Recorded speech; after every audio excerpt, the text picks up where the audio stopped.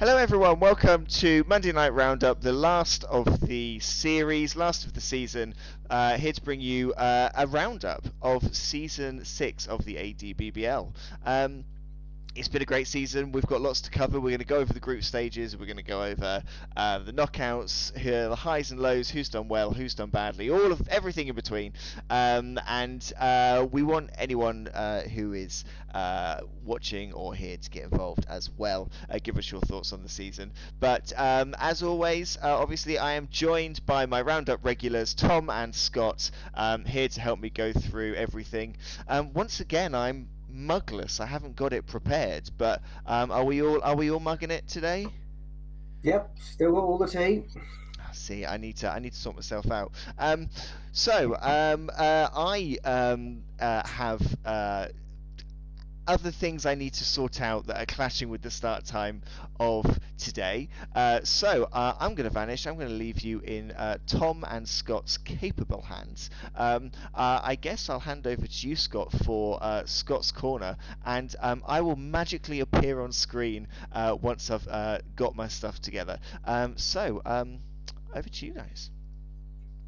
Thank you, Chris. So while Chris does his pantomime impression and disappears stage left, yeah, looking forward to a good night tonight. To everybody in chat, welcome to this. It is the season 6 review where we're talking about each of the group stages in the individual leagues, what worked well, what didn't, who surprised us, who really shook things up. We're then going to talk about the stages from the octos through to the magnificent final itself. We'll talk through the honour boards, which are the coaches who took off the kudos and the honours bestowed on them by Nuffle during season 6.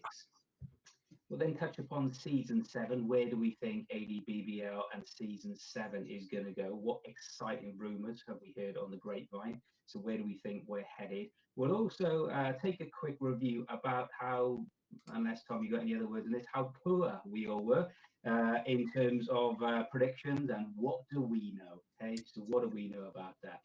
So, whilst Chris disappears stage left, returns, let's just talk about the finish it off as well. We've had a fantastic season. We are here at the moment to talk about merch. We're going to talk about mugs. We're going to talk about merch. We're going to talk about raising money for Suffolk Mind, which is the really important thing.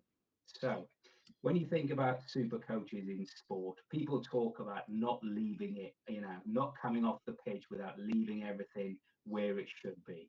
Yeah, as a Blood Bowl coach for season 6, you need to look at yourself and say, did I leave it all on the pitch? Yeah.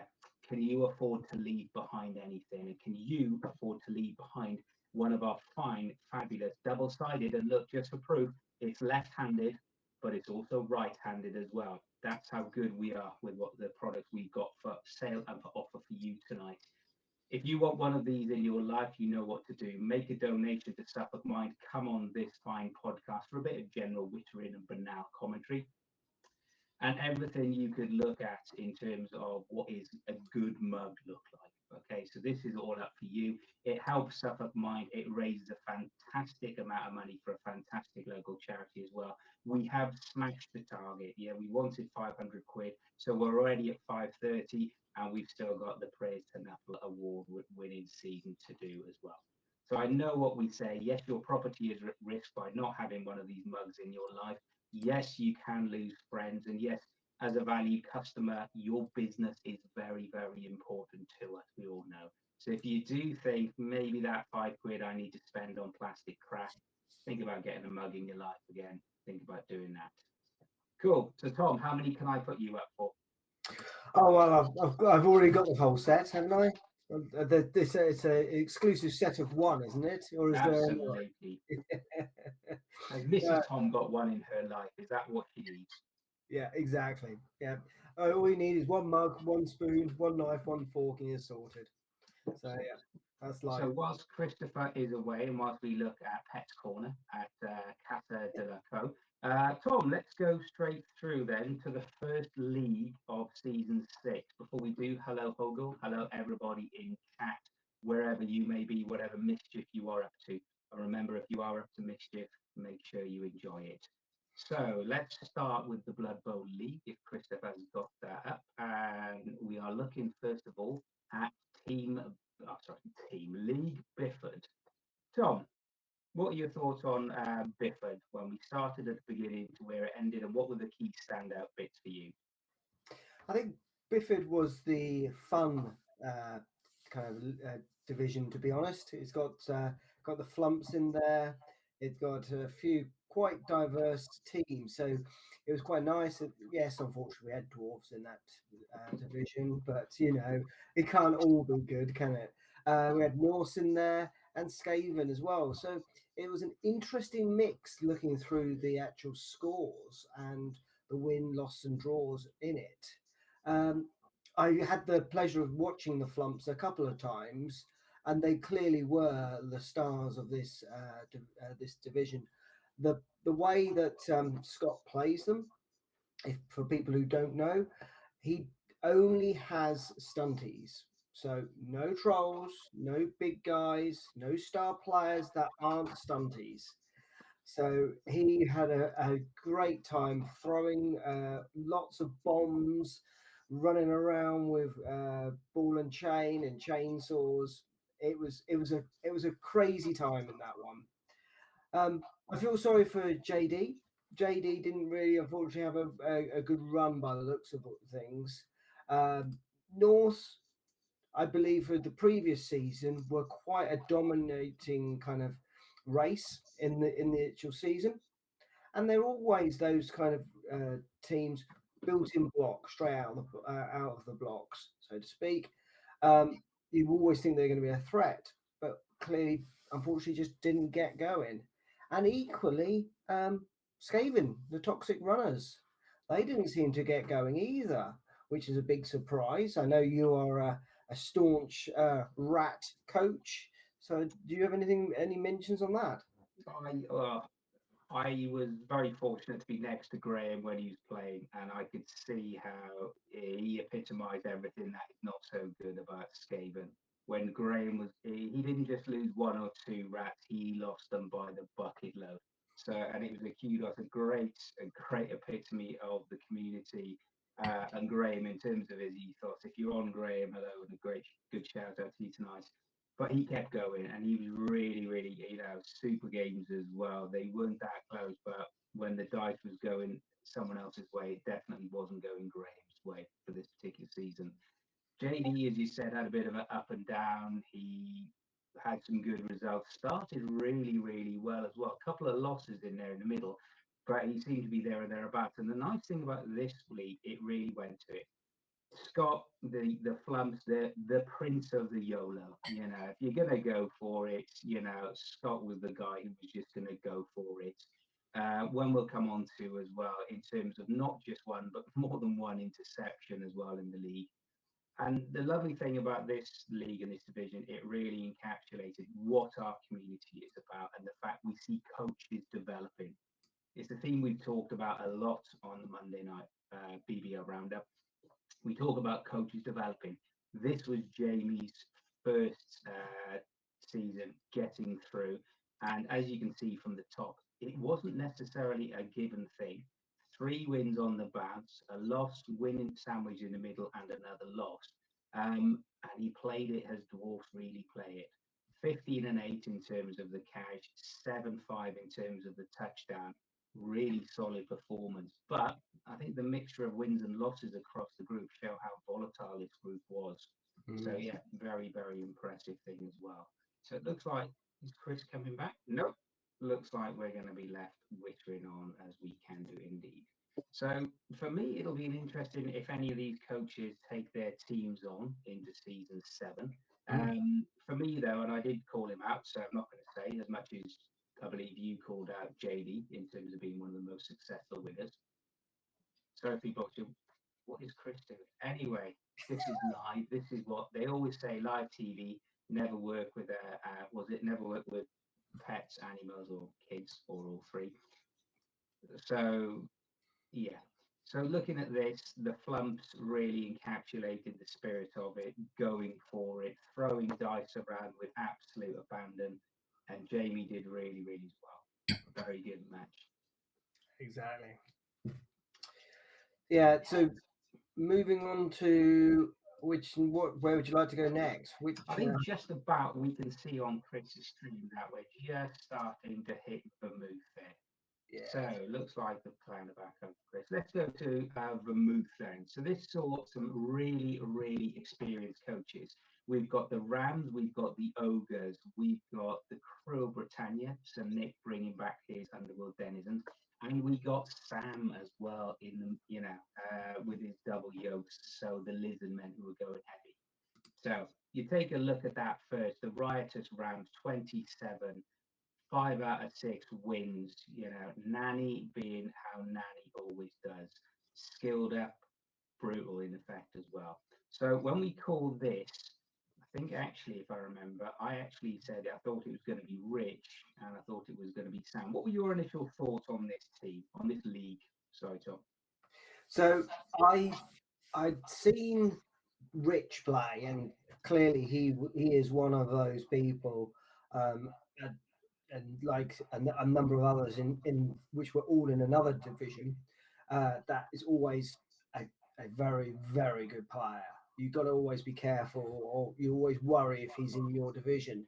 Equally, I've played James previously, and he's very good. He's a very good statistician on this. It's interesting to see the way this one went. Whereas the previous division was quite mixed with the draws, wins, and losses, this unfortunately was very much one-sided.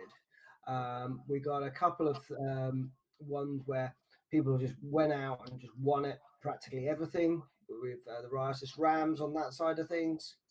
But then you've got, unfortunately, the Cruel Britannia and the double yokes not really getting going, unfortunately, on those kind of things. The nice bit of mixture with that was obviously James with his ogre team, which kind of brought a bit of a difference to it, I suppose, with the likes of Chaos Chosen, Underworld Deniers, and Lizard Men being quite a common teams that you'd probably play against, so you'd probably know how to play against them. I think that probably brought a bit of diversity with that division on that side of things. And as you mentioned, the Riotous Rams, I think in fact, and I know we'll come on to it, they were like the most beast. They had 39 casualties in the season, beating the numpties just by one. So that is a brutal scoring in there for kind of clearly absolutely mullering a load of different teams as it went through. I think bullering is the adjective of the evening, but you're absolutely right. It's a very heavily weighted division. Rich and James really setting the pace, especially Rich. And I know when we talked about it, and I apologize, Sam, if you're actually listening on this for the double yokes, and I apologize for putting my curse on you as well, because I thought Sam could do well with the Lizard Men, running them quite heavily with the Crocs, with all of the Sauruses as well.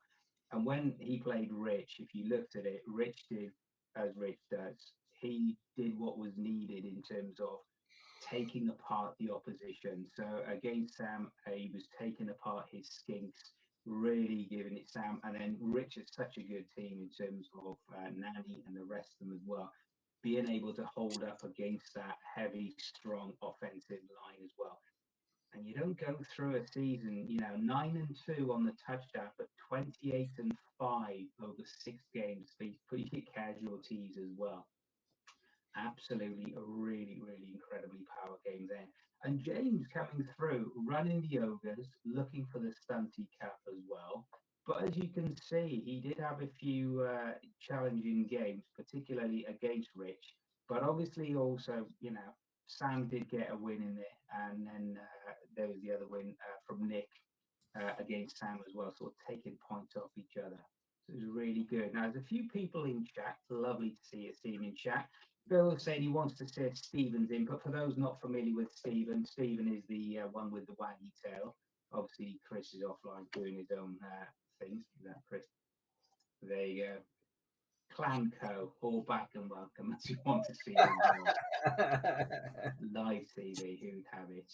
So, looking at these, do you think any of these teams will be coming back next year? Where do you think? Do you think for these coaches, what would you take if you were one of these coaches? What would you be taking away from season 6, Tom?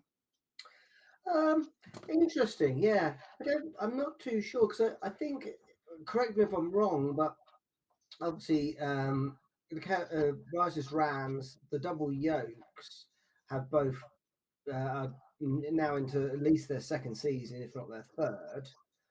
So maybe they're going to be mothballed and maybe looking to have a new team, just a bit of something different. Um, the ogres, don't know. I don't know if James was found them good fun to play or whatever. Clearly, he went through as number 2 in that division, and then unfortunately got knocked out by Elliot with his numpties. I know Cruel Britannia. I played them previously, but through Gutter Bowl. Yeah. And it was interesting just to look through those scores. He did 28 fouls to nothing, so he's really enjoying fouling on that particular one on that team. But I don't know. I don't know if he'd bring them back or not, considering how unfortunately bad they lost. I would probably guess that maybe all 4 teams might have new. Sorry, all 4 coaches might have new teams next year. What's your thoughts? So from what again, we will touch upon season 7, and it will be a theme running through the podcast this evening. I bumped into Rich, and I did ask him that question. I said, Rich, people want to know, is this the end of the Rams? Are you going to be putting them, not literally out to pasture, but out to pasture? And he did tantalizingly mention that he might be thinking that Nanny has one more season in him per it. So if you have been, as a Blood Bowl coach, looking at that and thinking, yeah, if I draw Rich next season, Nanny won't be around. Just be careful of what you wish for. The goat with the most might be making another season comeback for us as well. Similarly, we mentioned it through the previous podcast. Sam, this was, his first season playing the double yokes. Will he come back? Is he going to be using this to upskill some of his players? Possibly, yes. So I think we might see the yokes back. Will James stick with the ogres? Will Nick stick with the underworld denizens? Don't know, not too sure. But I think it's a definite one. This was a definite league. We all called it in terms of Rams and the ogres. And I think it was definitely coming. They were the best, strongest 2. So whilst we wait for the man, the myth, the legend, Mr. Chris Code, to make his comeback, we'll just scroll down. If you are actually onto a plane you want to follow, we will be putting the, as if by magic, the shopkeeper appeared for all you retro old school people there as well. Welcome back, Mr. Code. We said nothing good about you. You'll be pleased to know. And we're just going to be moving on to Weibken. Weibken? Am I here? I think I'm here. Yep, you're here. Yes. Fantastic. So we're going to be going on to the league that everybody thought would be the league to watch. So we possibly said this could be the league from where the potential champion would come from. This was the power heavy league. How very wrong we were. Well, it shows us what do we know. But again, we predicted that maybe some of the, but this was an exceptional league in terms of excitement and Blood Bowl. Did this league evolve as you expected, Tom, Chris? Actually, no. I genuinely thought John would have a lot more wins under his belt. So clearly, that was an interesting one. And correct me if I'm wrong, but were the Iceborne Raiders a redrafted team? They were redrafted champions. Redrafted champions, yeah, exactly. And the Dead Star Belgravia, they were a redrafted team as well, weren't they? They weren't. Hot Spews were. Yeah. That was it. So yes, I think we all said we didn't want to be in this group. And they clearly played very hard number of games. The stats, unfortunately, didn't line up very well for Jane, and she had unfortunate losses. But yes, I was very surprised to see John so kind of scrabbling around right at the end with 3 losses in a row. I think in hindsight, if we got a group like this in a future season, um, I think what struck me was because all of the games were so tight, because you didn't have any kind of you didn't have quite the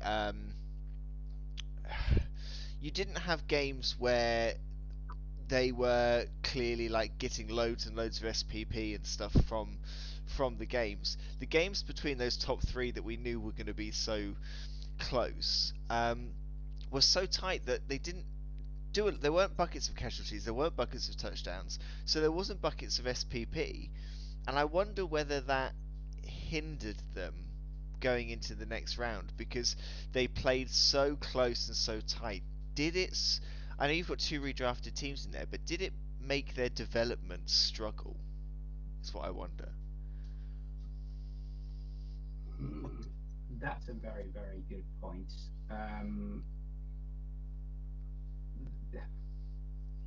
The question, I think this is the open question. We know what happened when they went through to the knockout stages, and we'll come on to talk about that, in due course. Was it though a question of did these guys almost, to use what you've touched upon, the Chris, as a sporting analogy, did they punch themselves out before they got to the next round? Did they sort of tire themselves out or not, or did they have minimal room for development, or was it all the other coaches have improved? Have we seen a general improvement in a lot more of the coaches, especially in our younger audience and younger coach members as well? I think we definitely James, have. I think you're yeah, you're spot on there that the difference between if you're going to class someone as top coach and you're going to class someone as bottom coach, I think the difference between those two is getting tighter and tighter. And I don't think that's because the top guys are getting any worse. I think everyone is just improving. I know that people like John has said before, the level of quality in our league is is kind of more than you go to some tournaments and you won't get this level of game that we get. The standard is incredible, and I think that we looked at this group and immediately went group of death, but actually there's no easy group, there's no easy game, and that's because the quality over each season just gets better and better and better. the one thing in addition to that you said, Chris, yes, we looked at this and everybody was, when the draw was made, when we knew it would be Jane, it would be Dave, and it would be John in the group as well. When Scott was drawn as well, I think everybody was crossing their fingers that Scott would be drawn into this group at the last minute, and the dice gods, lo and behold, decided that was the way. It was a really good way of looking at it. It was really good, and this was really the league where if Sky Sports and other TV broadcasters are available, if this were covering this league, all of these matches would have probably been sitting on there in terms of this is going to be on our schedule, this is going to be the big match of the weekend. And there were some of the matches when the Hotspeeds played the Raiders. They were very close, as you said, just moving around the middle of the board. Such was the level of play and skill. Not to say they were bad, it was that's how much people sort of start to push each other close and really making coaches earn their win. It will be interesting if some of these are coming online as well. Looks like we've got a few technical issues coming online tonight as well. Maybe we've got a few knuckle gremlins in the works already. Yeah. Justin makes a great point. The standard across the board is very good, and I agree with that, Justin. And the fun thing is, well, the fun thing as well, apologies, the standard is so good, it actually led to some great league positions and great conversations about the wild card places. The fact that we've got 2 amazing coaches like John and Justin really just going down to the last number of matches in terms of will they secure or will they be a season 6 casualty of not getting out of the knockout stages. sorry, not getting to the knockout stages. I think this group is uh, interesting when you look at someone like Jane. If you look at her record in this group, I don't know if we can see the game, like how her games kind of unfolded. She had two-one loss, two-one loss to John, but got a good number of casualties. 1-1 result against the Hot Spews. So which is again is a tight game. 2-1 to Dead Star Belgrave, a tight game. 2-1 again. Like so, she looks like she's been the fall guy in one way, shape, or form, but she has absolutely given all of these coaches something to worry about. I don't think any of them. I think they all thought that Jane was maybe where some of their points were going to come from. I don't think any of them went into it thinking it was going to be easy, and I think gave them all something to worry about because they all wanted to be at full strength to face each other. That they didn't want to slip up and lose players or anything like that against Jane. So I think she did really have an influence, even if she did lose every game. She did have a kind of she put the worry on. She did put the panic on those coaches. Mm.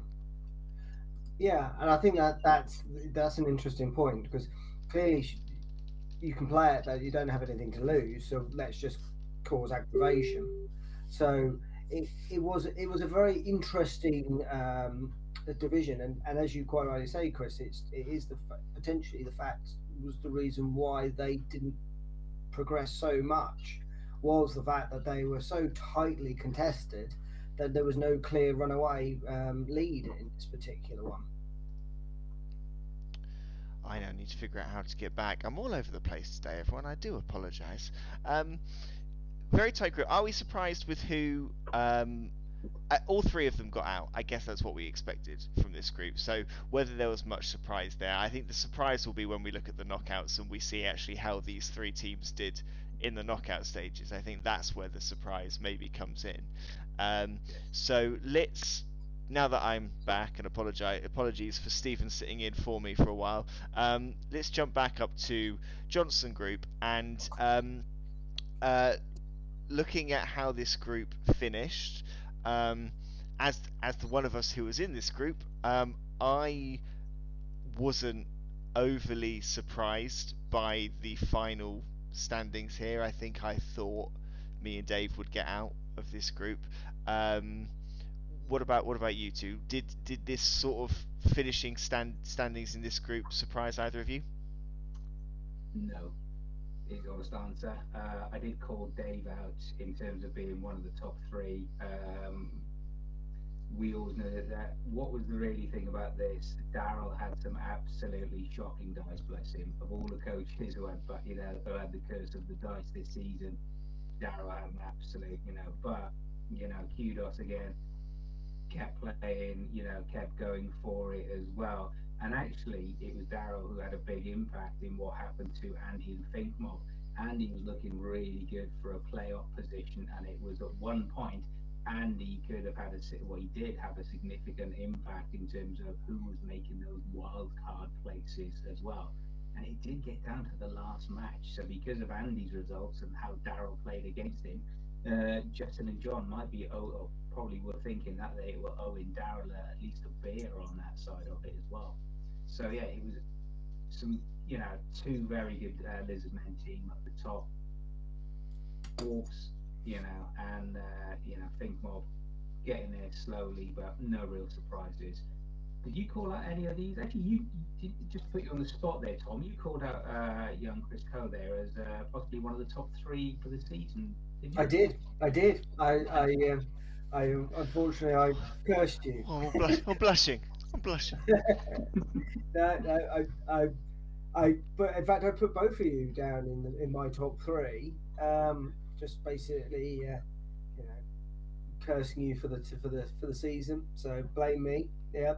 And it was an interesting one because you've clearly got two very four teams, but two in each. One set is very bashy, shambling undead and orcs, and one is usually using quite a lot of speed with their skinks and stuff. So it, you know, I haven't played in many games, but it tends to go that way. That yes, if you don't hit and start knocking out skinks with in the lizards teams, they can kind of run away with it. And unfortunately, that's what it looks like with the scores on this. We talked about Chris, the difference in the two lizards earlier on in the season, how Dave's was initially developed much bashier and mine was developed much more agile, and we had two very close results in the group stage, where they were both yeah, the games were both very close, and you kind of felt in one of the games the bash did its job, and in one of the games the edge did its job. So yeah, two very different setups, and I guess kind of highlights the versatility of the lizards. I think highlights the fact that you I always think if you're starting out, lizards are I think they're quite a good team if you are newer, because while you don't have a lot of skills and that can hinder you, that does mean you have less to remember. And you can choose to play the quick game or the punch game. So they're quite, I think they're quite, I found them very good as like a first team, because you've got that versatility within them. I guess it's a more polarized versatility to a team like Humans or Skaven, where Humans in particular, where you've got lots of skills and it's all middle of the road. Instead, you've got this and this rather than a bunch of this. But yeah, I absolutely love them as a team. I'm not surprised that Lizards had a good season this season. Sorry, Scott, I interrupted you. that's all right, Chris. You know, familiar habits. Hey, the question was going to be, when you were playing, because you got your matches in quite quickly in terms of this. Was there any points during your season, and particularly in this league, in your first 6 matches, was there any point when you thought, I might not actually make it? Or did you think, even with that, you know, after 4 games, you've won 3, lost 1, did you think maybe things might be a bit squeaky? And based on that, so before you answer that, did the sequence of how you played your game in this league have a bearing or dictate how you were managing and playing game to game? I think I knew that Dave was going to be a difficult opponent. Um, so losing 2-1 to Dave in that first game, I felt I could have come away with a win. I think it was a last turn touchdown, and it was a half which was bouncing around a bit, and it could have gone either way. It was a very close game, and I didn't sort of worry too much. I had enough kind of skills that I could give, and I did feel that kind of my I think I felt my points weren't going to come from Dave, and it was kind of I kind of thought the group was going to be a battle for seconds between the rest of us. So getting a good result against Andy, then getting a good result against Daryl, I think after those 2 games, I thought that playing Dave again, if I could get anything from Dave, I would be in a good position. Um, and then once I got the win off Dave, I think I probably relaxed a bit. Whether that was a good thing because I lost to Andy in my last game, I don't know. But I think I played them in a relatively sort of, I played everybody once, then everybody again. So it was a even spread. I think I'm probably, if you gave me the choice, actually I see the benefit in getting your most difficult group game out of the way quickly, because if you play your easy game, psychologically, if you play your easy game and you lose it, you're thinking your rest of your time is uphill. If you play your difficult game and you lose it, you think, well, I can bounce back from this. So it puts you at a disadvantage, maybe skill-wise, where a game you might win comfortably, you've got skills to take further on. but I actually think I benefit better from being mentally in the right place. So playing my difficult game, getting it out the way, whatever the result, then thinking, right, that was the hard one. Let's focus on what's to come. I think that works for me. Do you think then, and this is something we might not touch upon much tonight, and it might be something that we think about as part of the season 7? Do you being recognizing that outside our wonderful utopian bliss of everything that is Blood Bowl through ADBBL, we know that life can get in the way and other things happen as well. Do you think that people should look to play, in a pretty consistent manner? So play each of their opposition teams once and then play them the second time, or just get whatever matches you can in as quick as you can? Or do people actually look at it and strategically think, if I play X, I can develop this skill, and then I can go and play the next team, develop this skill? Or is it just whenever people's diaries are free? What's your thought on that, Tom? Because I know you played Andy in a bit of a head-to-head. Yeah, so we tried to do it as systematic as possible. So we play each other once and then go through and do it again. And in fact, it just happened to work out that the last I played Andy twice, but he was my last set. So I'd already played Harrison and Justin already.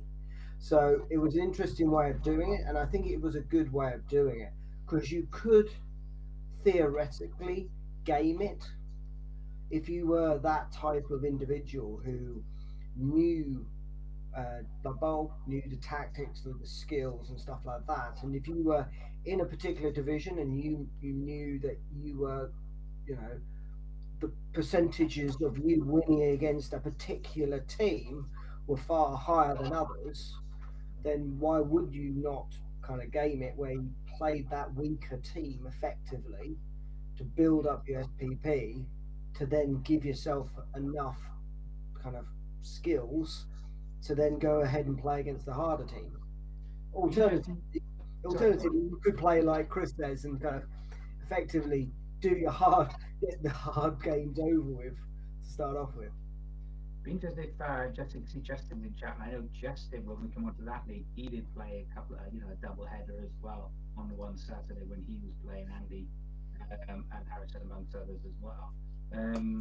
Anything else, Tom, you want to say to try and big up or make amends for cursing Chris at this point, or are we happy? I think I'm done. I'm done for the moment. Okay. Well, let's go on to the next group, which will be Shawbread Tut. And this is Tom. What is Shawbread Tut, by the way? Does anybody know? Is that is that particular Star Wars reference? Is it MTV reference? Is it a northern dish with mash? I don't know. What is that? Where does that come from? Now I can tell you this. All of the teams are named after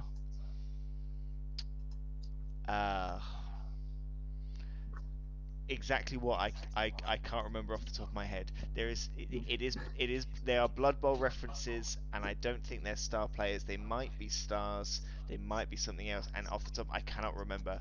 If Scott is watching tonight, jump in the chat and remind me what they are. But there is definitely a reference there. He's the main coach of the Shambling Undead. It's his father was the mummified Shawbread Touch, the vice president of Cablevision Sports Network. There you go. I think we might be Blood Bowl journalists, because we've got Bifford and Jim Johnson, Bob Bifford, who are both linked there as well. So I think, thank you, Justin, for reminding those two. Yeah, I think that maybe that's what we are. I should know that, really. I should. I would put the names in. Okay, dragging us back into the league then, Chris, do you want to take the first one in this? Because obviously that had I wouldn't say protege, but it had one of your favourites in here, young Harrison, who great. I can talk about Harrison now. The season's over. I can do it. Does I, Harrison want you to talk about him, though? That's the question you need to be asking. I think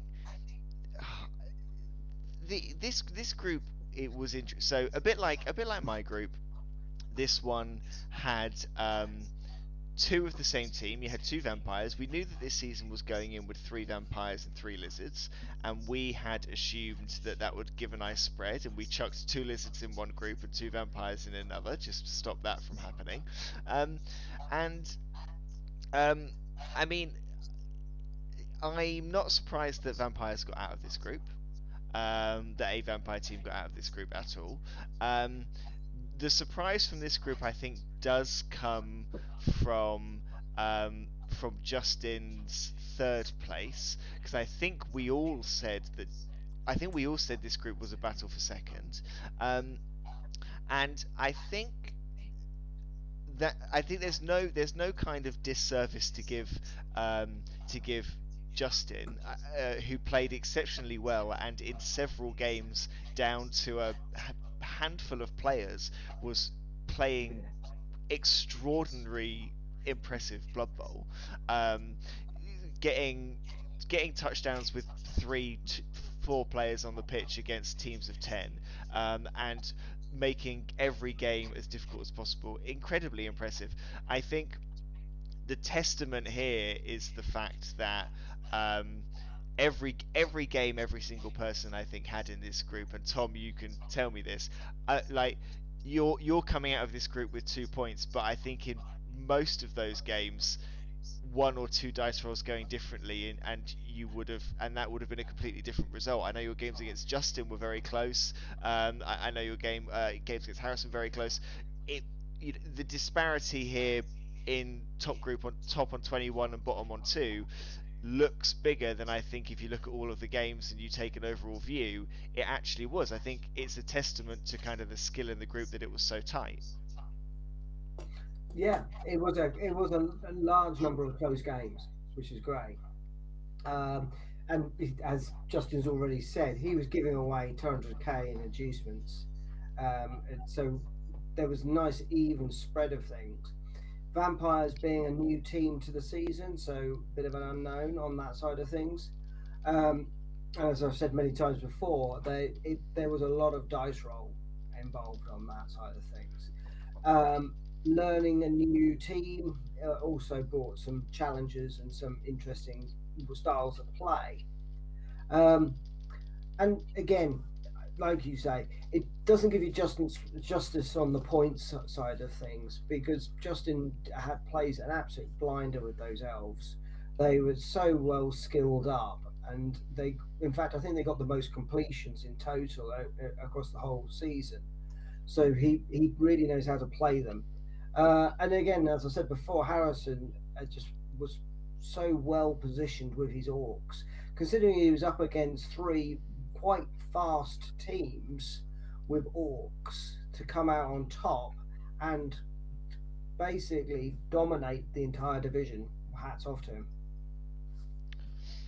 I mean, Justin's in the chat mentioning that Harrison was too kind in some of the games, not fouling because he'd rather have the casualty SPP than the foul to get the player off the pitch. I think testament to Harrison is probably one of the nicest coaches I've played, just as a kind of nice sport to play against. And it is always nice to see, especially like a wooden spoon entry, do so well. We talked about last season. We did an end of season review last season. That was our first time all three of us were here on screen together. We talked about Harrison's elves and the horrific luck that he had had. So to see him bounce back in this way, top the group with 21 points with some great performances, and we'll see how far he got. It's so good to see, and it's another tick in kind of the how close the league is, that you can bounce back so fantastically and so quickly. And I guess something that was in his favour that Justin sort of alluding to, he found himself in a group with orcs, with great armor, very bashy team, against vampires and elves, much more agile focused. There are some strength fours in those vampire teams, but a lot easier armor to break. So maybe that Scott, maybe that kind of worked in his advantage a little bit with the draw. I think it did. I think, we had, particularly this group, we'll come on to Nixon shortly, but if Nixon, and we'll come on to talk about Tom and how vampires can be played, it just showed how with this group, Tom and with Andy, how vampires, they can either be really, really good and really strong. Andy saw that particularly as his games evolved. But if the dice go against you, then they can go against you, and the mixture, as you said, of this group and of the results.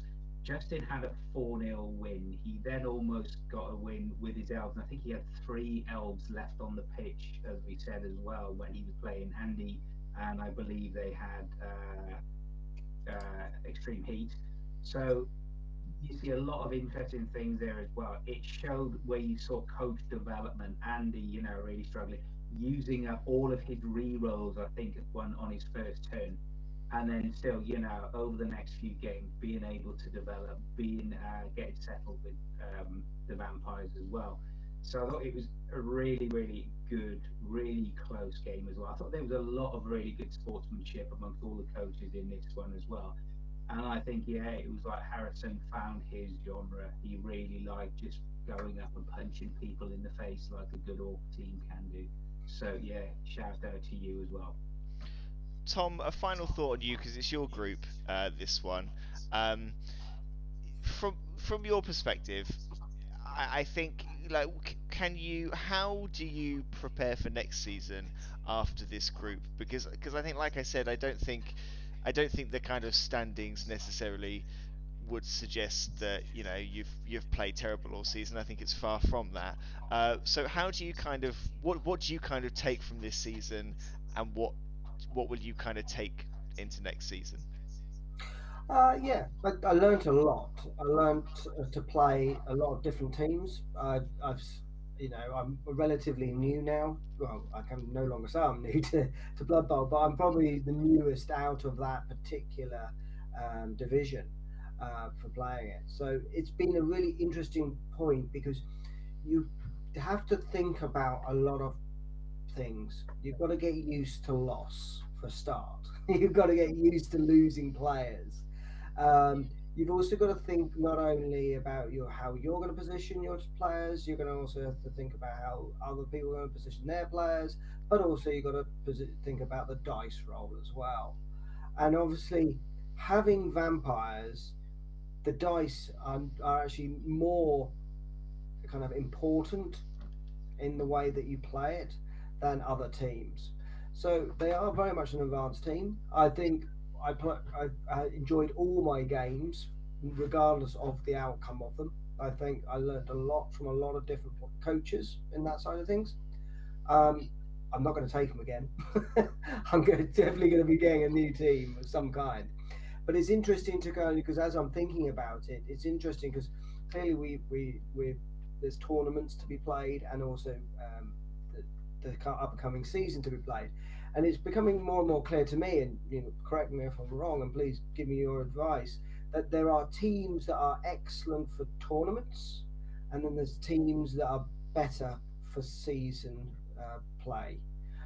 Vampires, in my opinion, are more of a tournament team. I think you're right that there are when you go to a tournament, you can normally immediately hand out skills, and there are teams that out the box are more difficult, and you maybe need to commit to a few seasons. But when you take a team and you're going to commit to a few seasons, if your first season is awful, then when you go into the second one, you are kind of you're not necessarily, you don't really feel like you're necessarily starting from a improved point. So I think you're right that there are teams which you look at, and if you think, if I can immediately give you a bunch of skill, I'm this is fantastic. Um, and going into league play, there are teams that kind of stand out, teams that come with maybe more helpful skills and things like that. Yeah, I think you're right. Whether vampires are more, I think, are vampires more of a league team or more of a tournament team? Um, I would be incredibly unqualified to comment because I look at them and I run a mile. I'm not. It's weird. From the moment they came out, there's not a single thing about that vampire team that I want to play. It's I don't know why. It's just I think I maybe don't I don't think I've got the brain power. Like like well done to you for trying them, because I look at them and I go, no, there's way too much to think about here. I want to no, thank you. Um, yeah, it's an interesting one. Has it though, Tom? You mentioned that you've learned a lot about, playing different types of teams. So you've played, the elves, very squishy, very agile, but Justin had obviously got a lot of skills and a lot of team development under his belt.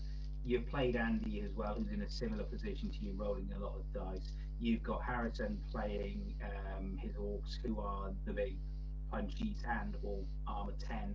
If can be very difficult in terms of a breaking the armor and then get not rolling a knockout as well.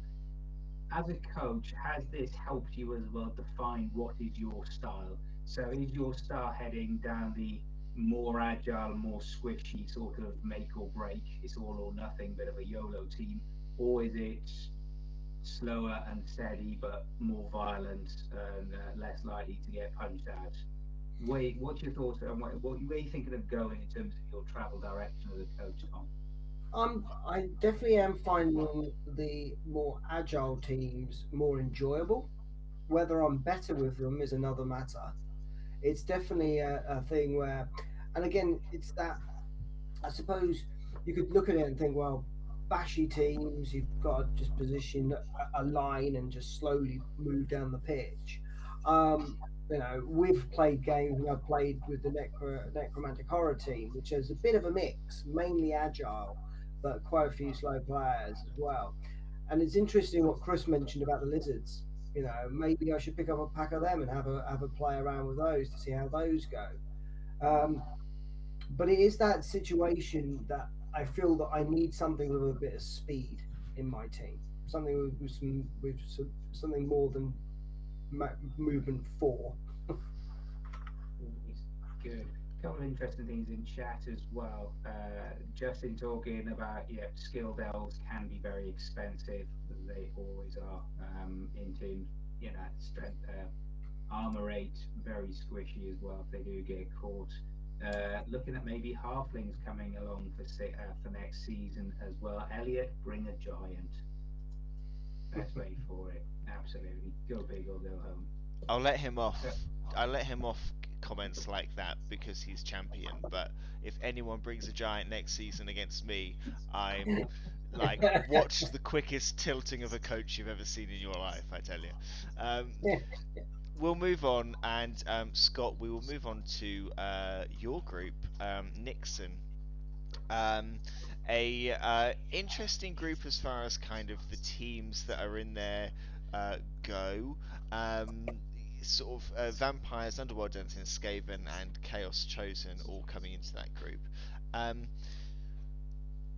I'll start with the question with you that I ended with, Tom, which is, what are you? This is your second season with Skaven, albeit you didn't redraft. You brought them in fresh. You didn't kind of bring any players back over. Um, what are you taking from this season into next season, based on kind of how your group sort of ended up? that's a good question. For me, my ambition of starting with a fresh Skaven roster was really to try and develop an optimal skill set of Skaven.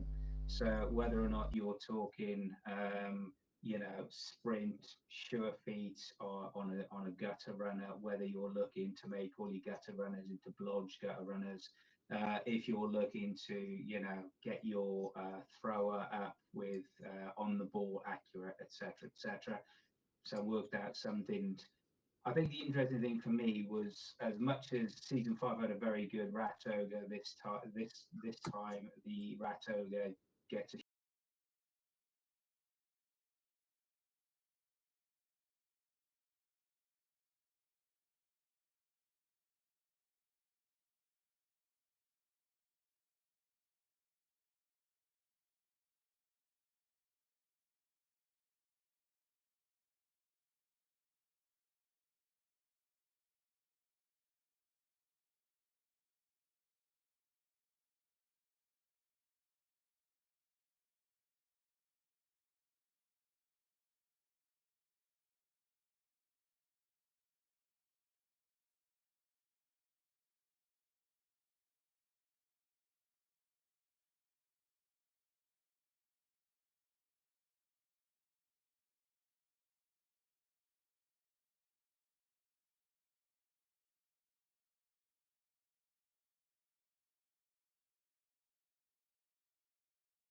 stuff. I remember rightly, I said it was when you said, who do you think is going to get out of the group? I said, I think it was myself and Simon with Tom for a playoff spot as well.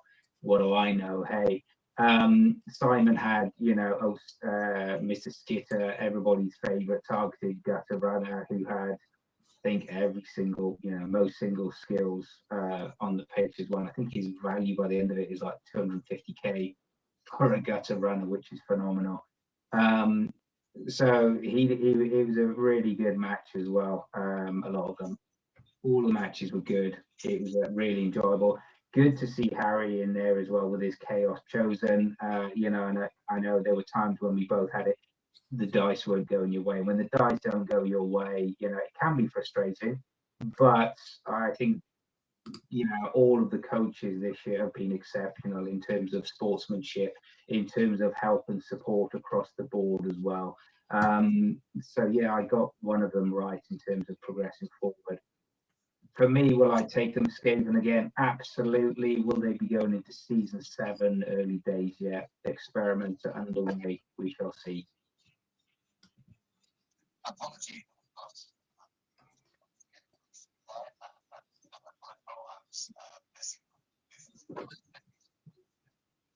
That was my Oscar winning moment. Gone. I'll never get that back in my life now. So,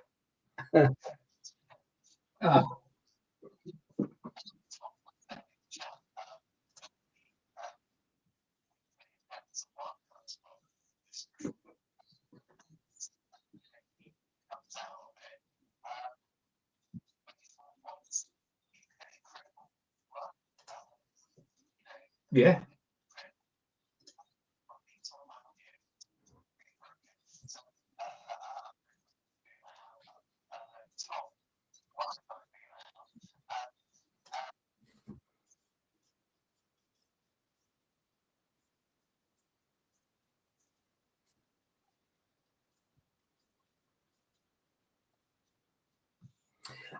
Yeah, there was a big difference. Tom won games, I didn't. So it was interesting to see they brought in a Vargeist. I tried a Vargeist before, tested it out, and I found that once they were down, it was very difficult to get them back up again without devouring half your thralls. I think. Can I ask a question? How many rerolls did you take for your backthink bloodletters? So on my one, I took I think I took about 3 rerolls on it because I needed to, and I used them all every half.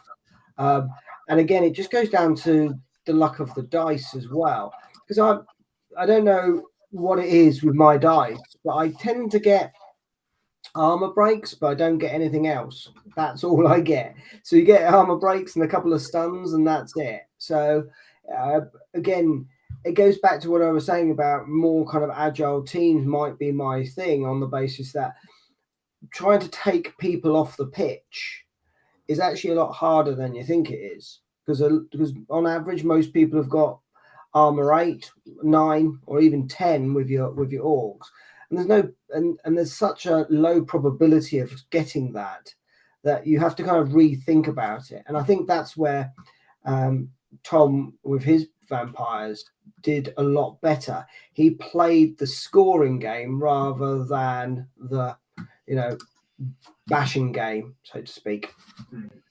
It's an interesting thing about vampires, because I think up until spoiler alert, but up until Tom got through to the quarterfinals and played the Hot Spuse Scott, I don't think he'd used all, especially against himself, and I think from what he said against Simon as well, I don't think he used all of his re-rolls in one half, which with vampires was really, obviously you've got them there. If you don't need to use them, you don't need to use them.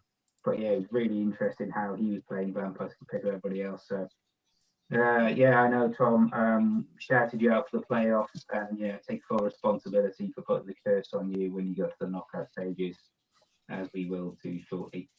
I think hopefully my audio is back to a acceptable level now, but please do tell me if it's not. Various gremlins in the audio system today, which we'll figure out for next season.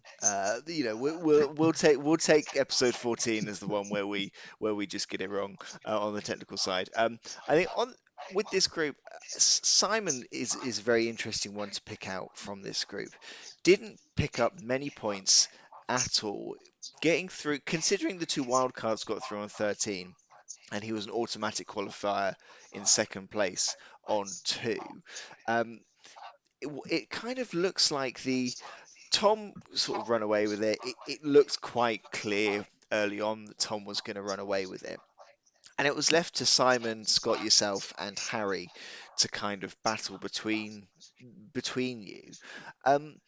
Why were your points between the 3 of you so kind of low with sort of 6, 10, 10? Was it a case of sort of you were not getting the bonus points? Were the games very kind of tight? Were they like, low scoring draws, or was it just that maybe the competition between the 3 of you was so tight that you weren't a bit like in the group, a bit like a reverse group of death, where the bottom 3 were so tight that again you weren't picking up a lot against each other? Is that kind of what happened? I think that's exactly what it was, Chris. When we talk about the start of season 6 and what we thought was going to happen, and we talk about the group of death being a very low scoring but quite an attritional division as well. I actually think I made the call to say with this, expect to see hopefully a lot of touchdowns, a lot of high scoring matches, and it was quite reversed. So again, what do we know as wittering on pundits? And if you look at it, the number of touchdowns between the 3 teams at the bottom, 23 between the bottom 3, games were very close, and when we were playing the matches, it never felt that one of the teams was going to sort of run away a clear winner with all of those matches. Everything was very close. A lot of scores on turn 15, on turn 16 as well. And it really, we were almost fighting between ourselves that Tom just got away with it in terms of first place. And then, fair dues to Simon, he came out of a real hard scrap in terms of that second place as well. It's interesting looking at the touchdown and cash difference, actually. Now I sort of notice it. You've got Simon in second, who was clearly scoring the touchdowns, but taking the casualties. You're kind of in the middle, less on the touchdowns, break even. Harry at the bottom, massively smashing as many of you as he can, but conceding a lot. I wonder whether there's kind of like what's the focus? Because I know Harry's focus was to bash as much as possible, and you look at his stats, and he may have come bottom of the group, but when you look at his stats, he achieved what he wanted to from the season. He bashed, and he bashed a lot. And if you look at how many injuries as well, I was 10 and 11, Simon was 9 and 22. Mm. It was a very there were occasions I know against Tom, I think at one point I had 5 rats left on the field. Against Simon, it was pretty similar. I think I was down to 8 at one point as well. Similar with Harry as well. And I think if you can't get that momentum, particularly with Skaven, particularly in terms of upskilling and starting to get a bit more, in terms of number of rats as well. You have to take several linesmen, and if you do get a second and a third bad match, you're always playing that catch up. And that was part of the challenge I certainly found with Skaven this year. But again, this season, another learning perspective on a team as well. So it was it's still very enjoyable. So yeah. Can we move on now, because my therapy didn't cost this much? And We'll move on. We'll move on to our last group, Murderat group at the bottom. We'll start by shouting out to the Amazons, to Chris and his Amazon team. Had to chose to pull out early on in the season, leaving this group in a very interesting place.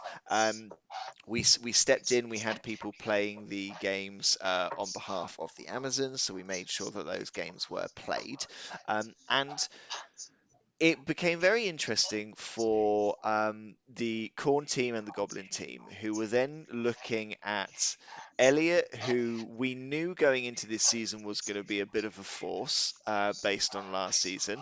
Incredible run that he had with his dwarfs before we even started. And you then had two teams who were kind of in a very odd position, where they could happily finish in third place and not need to worry about the wild card. They could both lose every game to the Dwarfs and every game to the Amazons, and it did come down to the fact that their games against each other were going to be really, really important. They were going to be the kind of key things that decided what happened with these two teams. Both brand new so both not redrafted.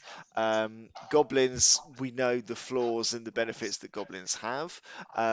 Khorne, a very different team but both these teams, very different teams to what these coaches took last season, in dramatically different ways.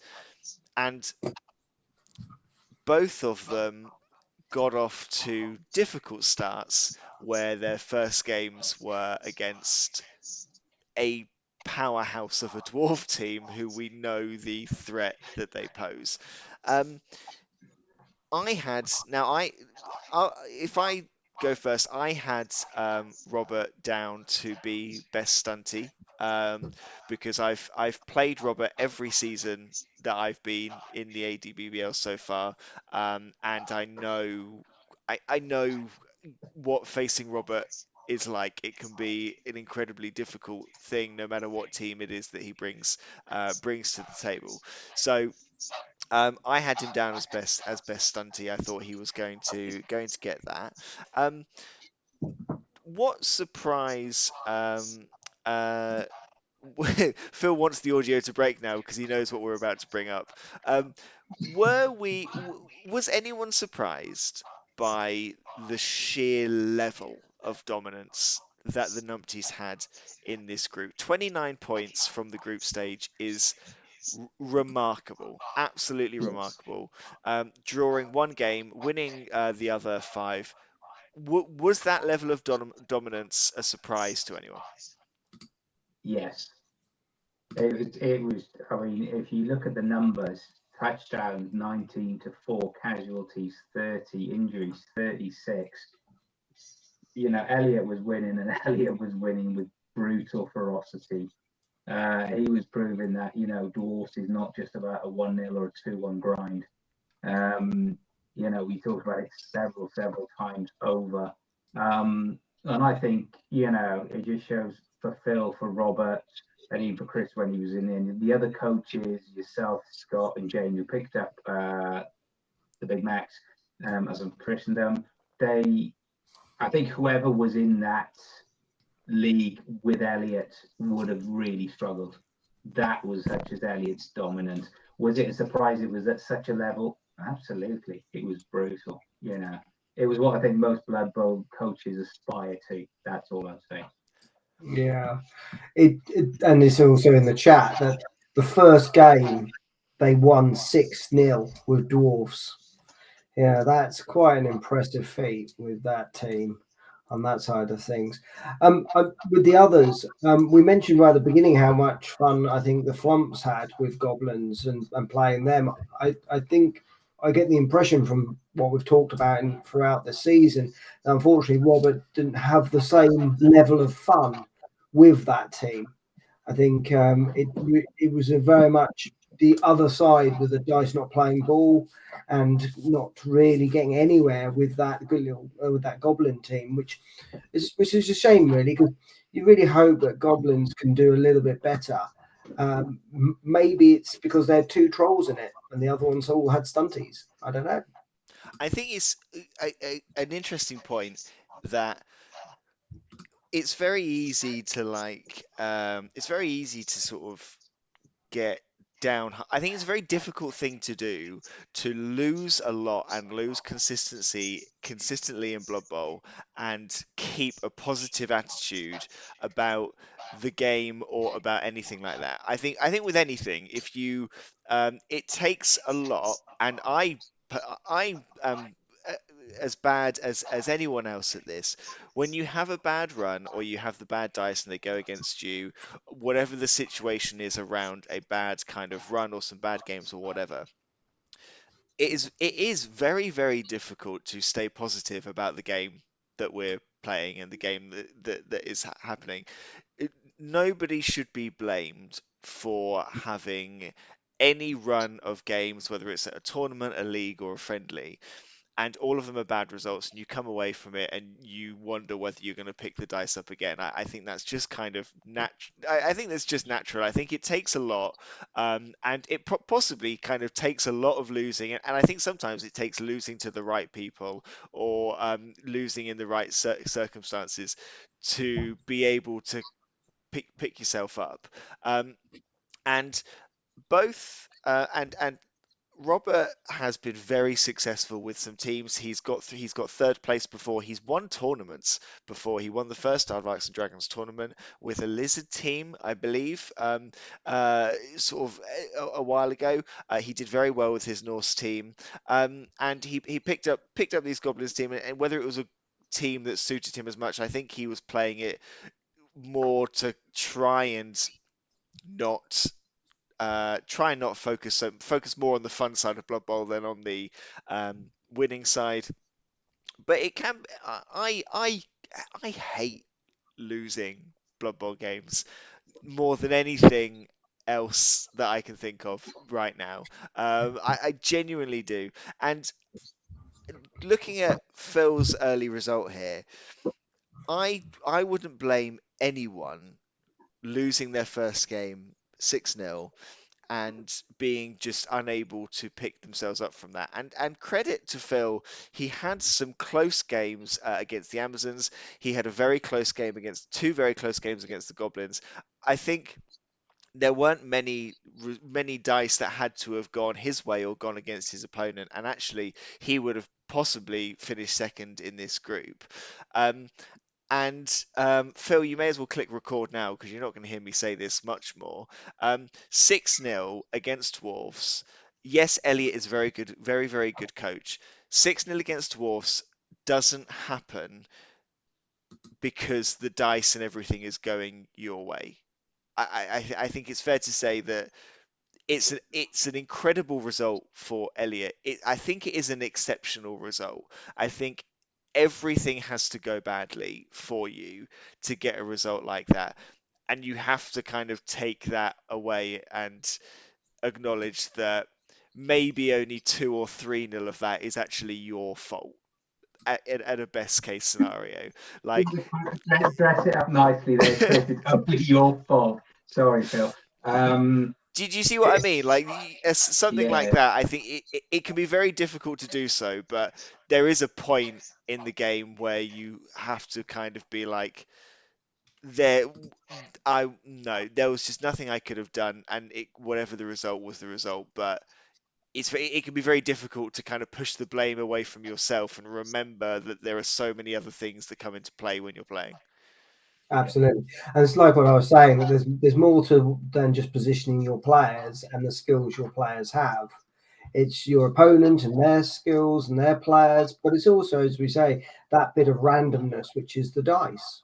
We all seen it where you've got teams where you're like, oh, I've got built-in re-rolls. I'll just dodge out of there and double ones, those kind of things, or you've thought, okay, I'll use a re-roll now on something silly, and you're like, oh, why did I use it then when I could have used it later on in the game and it could have been my deciding move?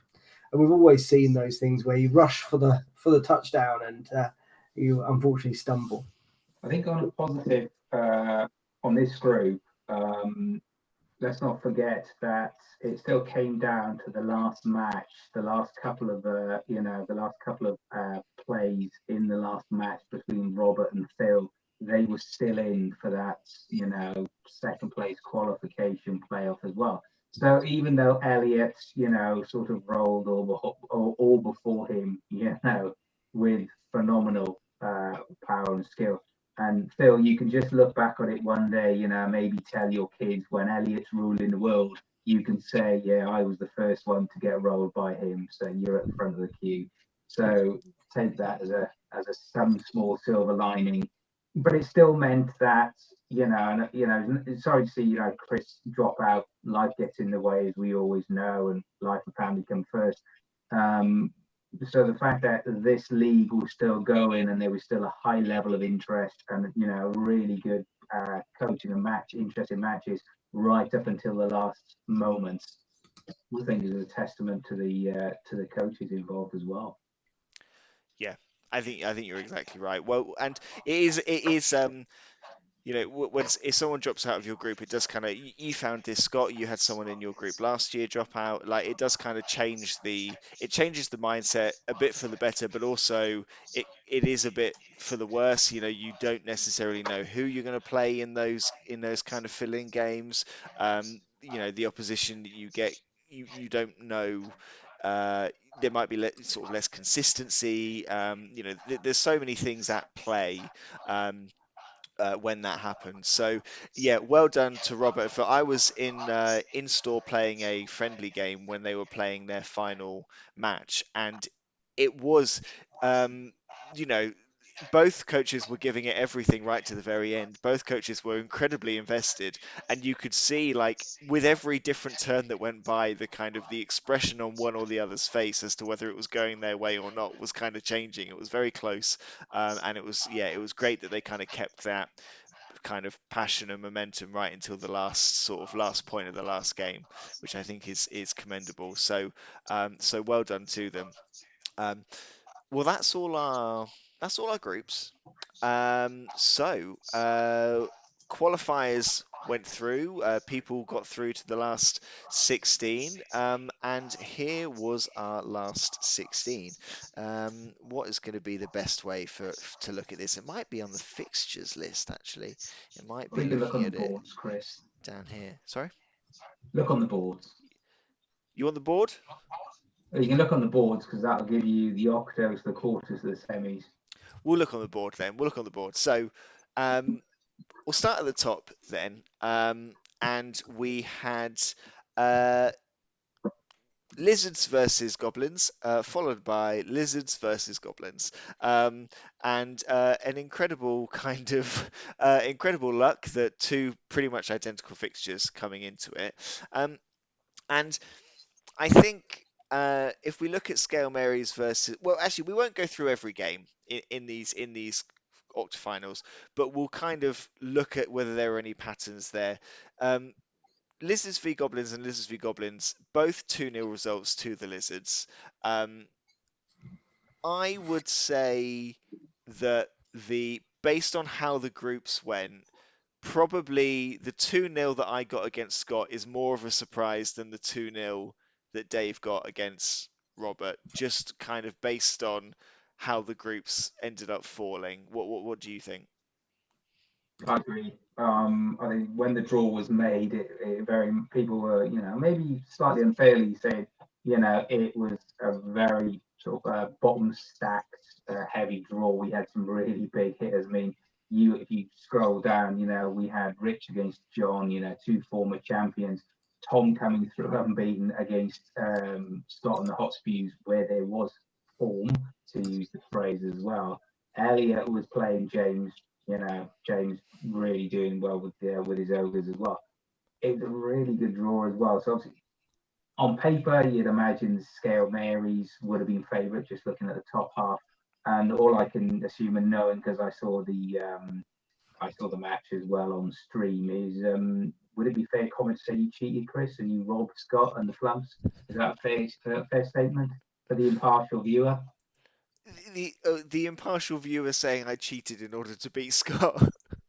Well, just possibly, putting it out there, just to get some conversations going. What do you think, Tom? I couldn't possibly comment. You can. This is ADBL. This is the place to comment.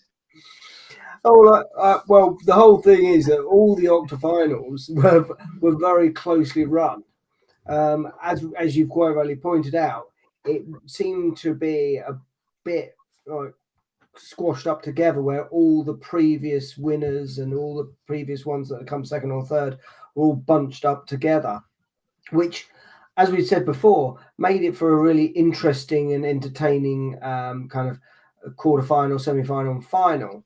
And again, it just goes to show what the season's been. It's been a lot of surprises, a lot of really excellent games, people stepping up and showing that they have started to learn and appreciate and work with their teams and the actual game itself. So they've all been excellent to watch. What was your kind of surprise result from the last 16? I think the bottom half of the draw was much more. I think on paper, based on kind of the experience that maybe some of the coaches have, the bottom half of the draw looked much scarier than the top half. But were there any kind of particular standout surprises in results that happened here? I think in the top half, for me, the Word Hollow Wanderers. I don't know whether it is massively surprising that they had a very, very close game that they ended up winning against the Dead Star Belgrave, because they were last season's semi-finalists. So, they've got pedigree there. Dave's coming in as a redraft. There is that kind of run that they were on. So whether that was overly surprising, I don't know. I think maybe the surprise results for me were possibly the Vampires beating the Tetanus Hot Spews, and I would say World's Edge Berserkers beating the Greystone Gladiators, but actually that game was incredibly tight up till the last turn. So it was very, very close. And Jamie has only played dwarves and only will play dwarves and built them up really, really, really well. Those are, I think maybe if there's a surprise result for me, it was maybe the Vampires versus the Hot Spews. And I think the rest of them were actually close enough games that I maybe wouldn't have been as surprised. Possibly surprised that Justin's elves didn't get on top of the dwarves. What do you guys think? Is there kind of what was the standout fixtures that surprised you?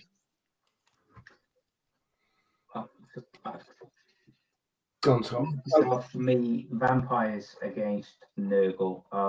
I thought Tom really, really did well. And for me, when we were discussing it, we talked about could he continue that form against, a well-established team. Some very, very, players with a lot of mutations and a lot of upskills as well.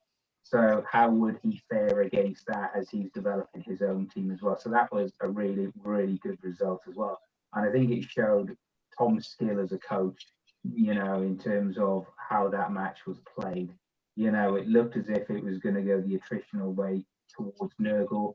And then, Tom really turned it around as well. And I would call out Jamie, playing really well against the Gladiators in terms of Justin and his elves as well. I was going to call out Simon and the Wanderers because we've had quite a tough, really close group as well. And Dave had come through top of his group, top of that pool of death. So for Simon, to score 3 touchdowns against him, but to come back and win, really close. And we'll come on to talk about some of the learnings and themes from season 6. We've already talked about how that gap maybe between, the coaches and the skill levels is increasing and getting closer. But obviously the number of matches we had that went right down to the wire, right down to turns 14 to 16, and then extra time is needed. So for me, if you have to choose a coach of the quarters, mine would be Tom and his Vampires. Tom, who would you choose as your coach, and what were the key matches for you? Yeah, I have to agree on that. So yeah, the way that Tom played those teams, and as we know, Scott with Tetanus Hospice, he played those Nurgle very well throughout the division matches. So it was interesting to see that score. The other interesting one that I watched quite a lot of was between the 2 previous champions, Rich and John.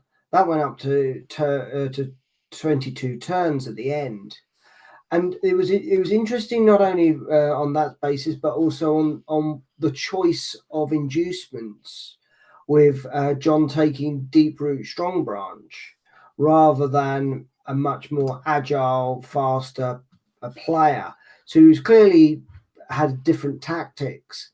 And that was interesting to see different people using different inducements at this level.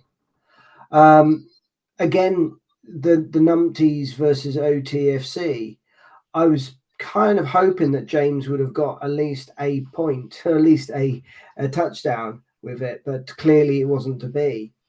I suppose in the octafinals, it would be Tom with his Vampires winning that match against the Tetanus Hospice.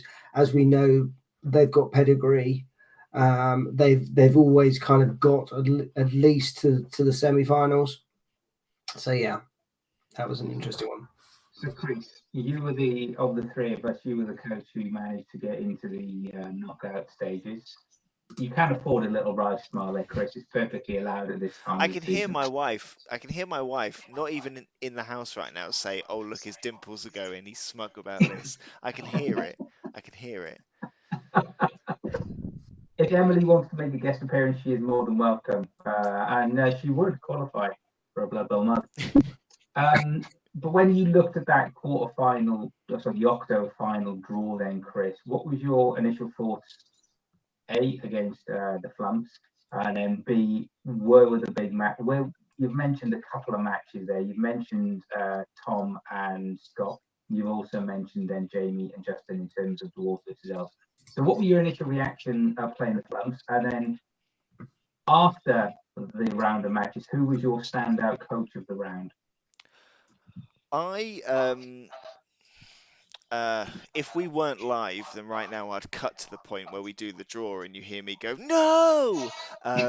As I get my draw.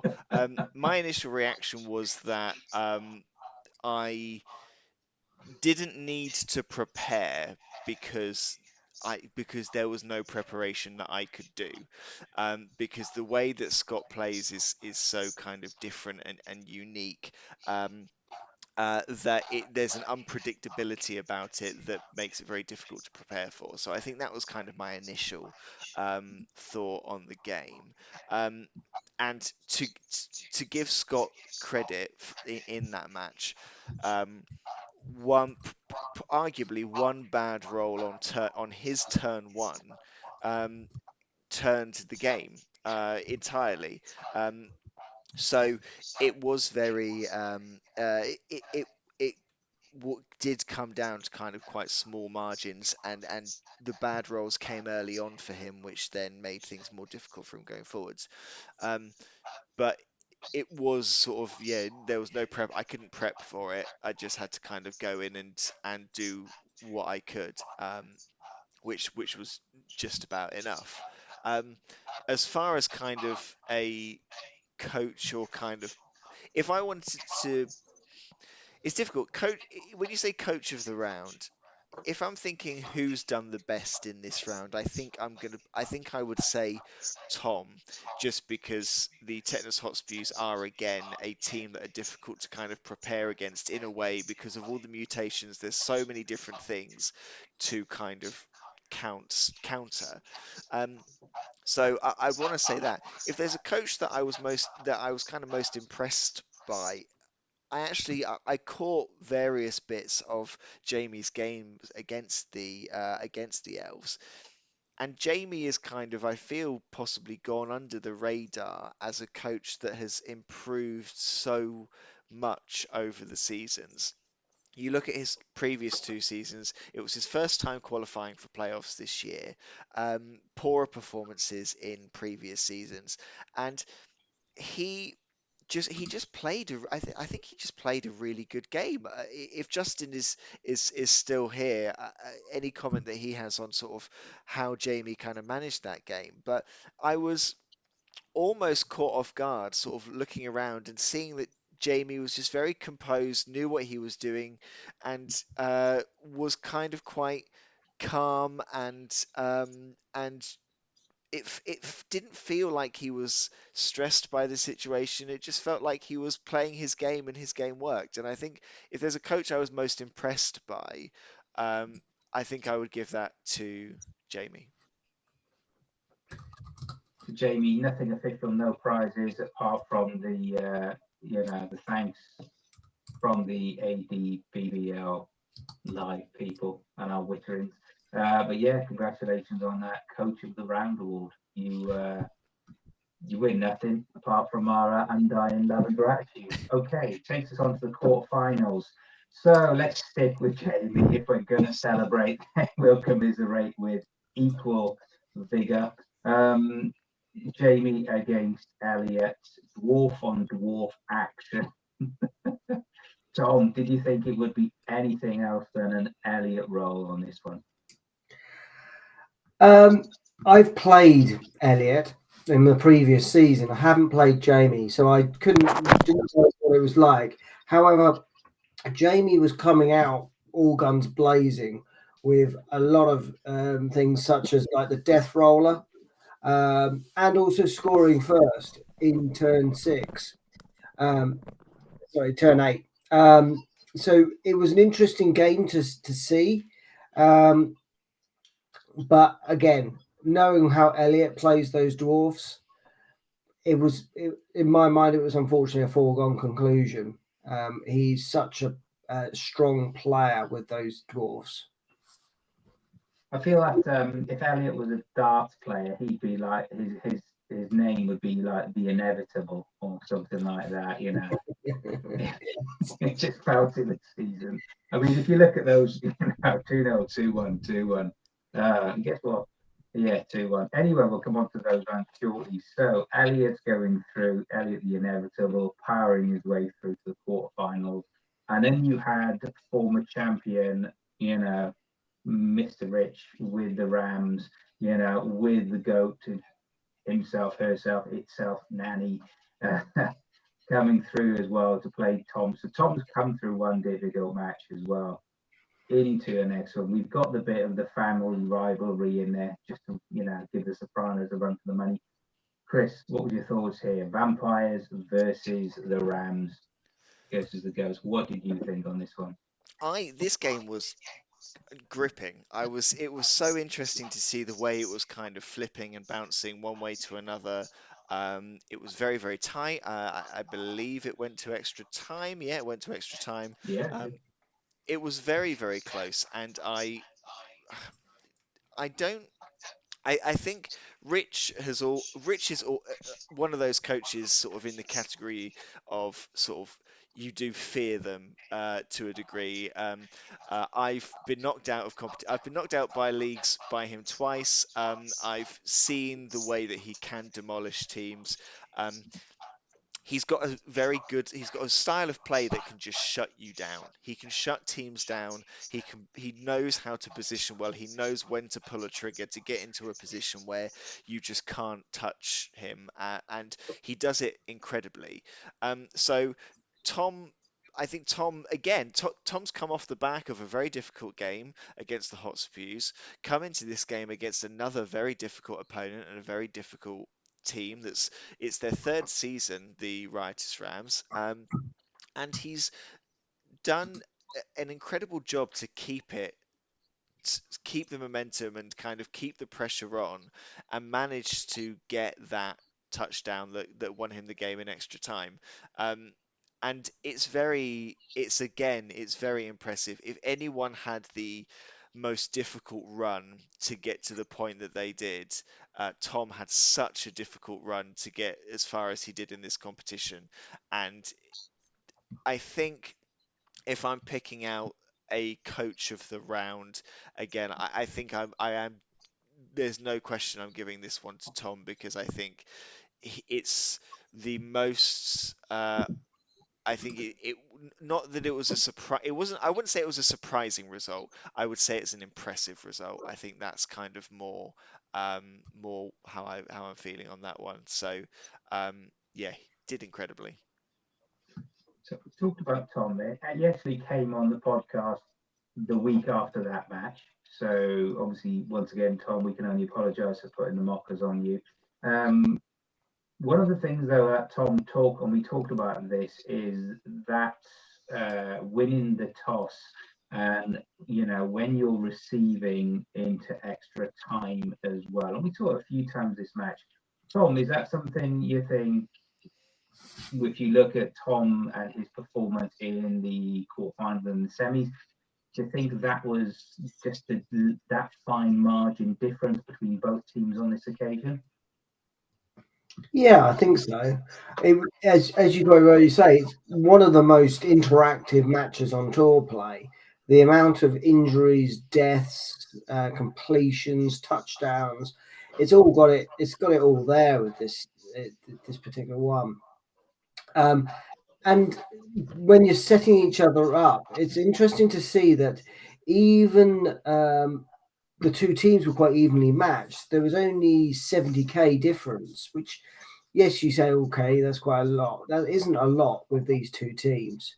So to see them come through, and as you quite rightly say, to see Tom come through, and it might be the fact that we've I suppose throughout the entire season, we expected to see people come through.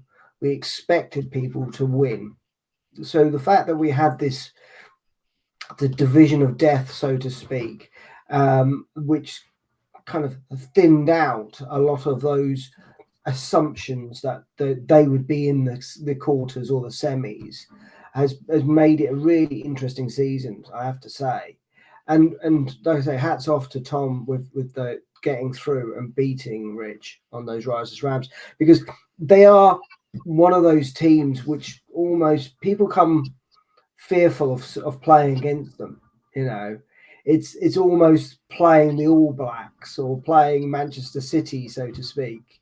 You always come in with the psychological disadvantage with them, but as you can see, they can be beaten. Yeah, but just on this one as well, before we move on to the top half of the draw, so a bit reversed, but top bottom to top. Just a quick shout out, and again a mention to Rich and the Rams in terms of Rich's coaching style, his general demeanour around the pitch, the support and help for other coaches as well. Rich, just a big thank you for that as well. Big shout out for that. So that takes us nicely to the top half of the draw. Chris, do you want to talk about the things that'll make you smile or not so smile first? What do you want? Do you want to talk about Harrison? Put you in a good mood before then we can start the proper therapy in terms of what No, happened against no, Maryland. I want to get mine out of the way, and then I'll cheer myself up by talking about Harrison. The floor is yours, then, Chris. Um, I don't really know what more I can say other than um, Dave's Lizards are a very, very good team, and they are, I think, anyone who is looking to build a Lizard team should look at Dave's and look at kind of what you can do and what is possible, especially when you're looking to redraft. Um, Dave built a phenomenal, strong, bashy Lizard team where the skinks were all very good at fouling. He came into this season, he lost a lot of skinks for various reasons, and then this season he built the skinks up to be much more agile. He got some sidestep and some sprint and things like that on the skinks. So by the time he's at this kind of quarterfinal, semi-final point, he's got this exceptional team, this really well balanced. The strong players are as strong as you want them to be. The agile players have some good skills on them as well. He's got this really fantastic team, um, and I could throw whatever excuse that I'm going to throw, but the um, you know if you get down to the main point, um, Dave was the best Lizard coach this season and deserved to go all the way, and he did get all the way to the final, and it was really great to see, and he outplayed me at every point that he needed to, and yeah, I got I got a lesson in how to maximize lizards in every kind of opportunity in this game, and it was uh, a very difficult lesson to hear at the time, but you've got to give credit where it's due. He was phenomenal. Okay, let's stop it there. Then I can see the pain. We don't want to see it. Well, we do want to see a grown man Can we cry. move on now, please, Scott? Move on to the big uns versus the Wanderers. Then, Chris, how did this make you feel? Apart from like a proud uncle. It was almost like the passing of there was a passing of the torch feel to this one. Like Simon, season 4, Wooden Spoon, season 5, semi-finalist, comes up against Harrison, season 5, Wooden Spoon, and Harrison just manages to have the edge in the game to go on and be a semi-finalist after it. It's a kind of beautiful story, isn't it? To kind of pass that on, and two coaches who have found themselves in very similar situations off the back of poor seasons, and then come in and had an incredible run and done really well.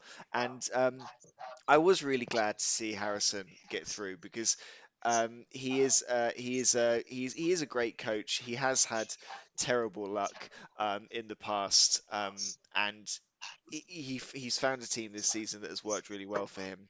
And Simon is a difficult player. Simon knows how to play these underworld. He plays them very, very well. He can score very quickly. His gutter runner is without question, the best gutter runner in the league, and possibly one of the best scoring threats in the league, without question. And it can be very difficult. I know as a Skaven coach, Scott, you'll know this as a Skaven coach.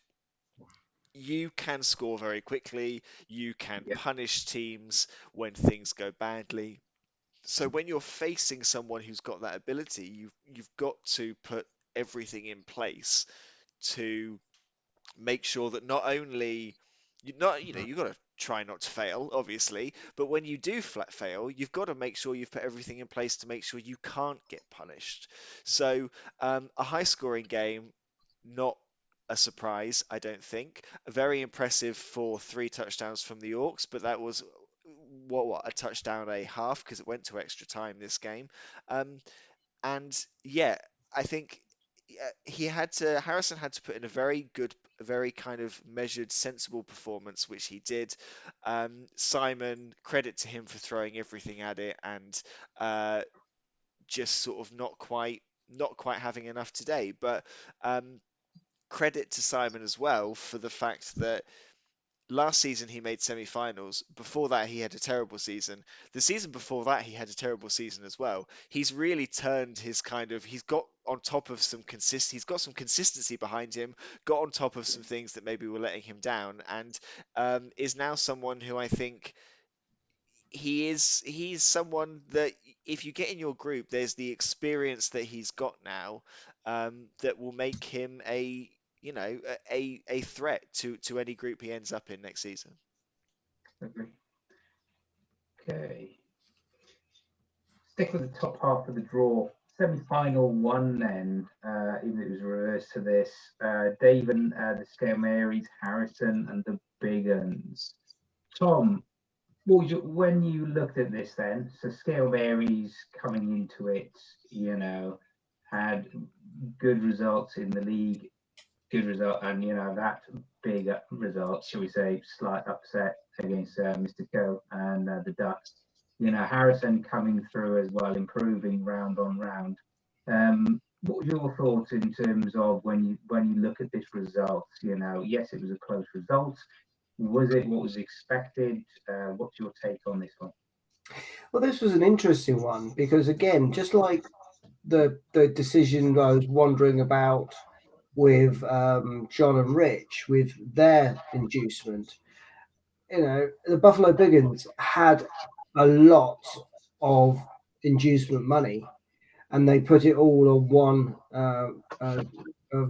Vagra Ghoul Chewer, which again is a bit of a strange one from my perspective. But I'll bow to superior knowledge on it, because I would have thought that maybe spreading that amount out might have given them a little bit more of an advantage, get them a few more extra things, a few more different inducements, a few more re-roll, maybe even a re-roll. So it was an interesting one because, again, it's that classic thing where you've got Bashy team against an agile team. But saying all that, Harrison only managed to hold off one touchdown. So that's again showing the level of skill these two players were playing at. Definitely, it was a very, very close match, and again, it felt like they were very, there was the inducement, the big guy brought onto the front line by, Harrison. Additional firepower as you need it. It just felt the experience of the Scale Marys took the balance at the end of the day, especially with that relatively quick touchdown. Chris, anything else you want to say onto this one? Again, great matches, great ethos from both coaches. Anything else you want to add before we move on to the other semi?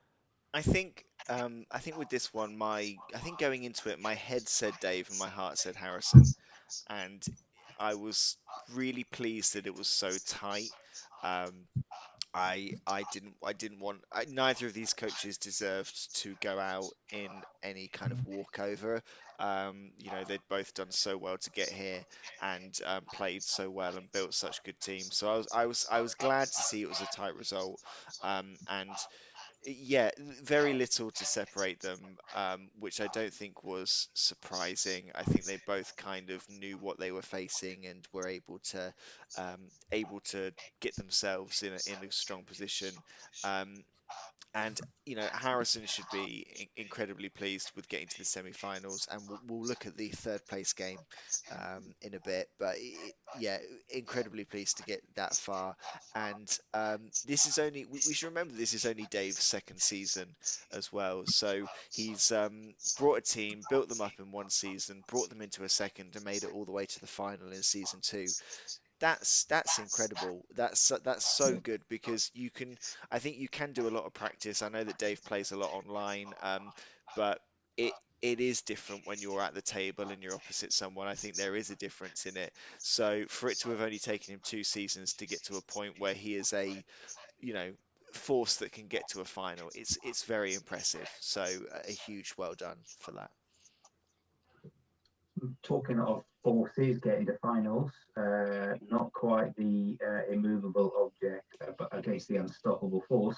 But Tom versus Elliot, Vampires versus the Dwarves, 2-1. You'd think classic Elliot, coming from behind, scoring late, taking it deep into extra time to get that second touchdown. Gentlemen, was this what you expected going into the match? I think we all did call out that Elliott was obviously, at this stage, the bookie's favourite, if we can use that terminology for this match. Anything about this particular performance, Chris, Tom, that shocked you, or was it almost this again, the inevitability of Elliot? I don't know whether there's an inevitability, but it does look like, unfortunately, the dice didn't roll well on Bloodlust. So there was a lot of injuries going on. So when you've got a team where half the team are either on the bench or on the floor, it becomes very difficult, even with a slow moving team such as against a slow moving team such as Dwarfs. But as we know, Elliot will take any advantage. So even when you're hampering your own team, it's going to be difficult. It's going to be an uphill struggle.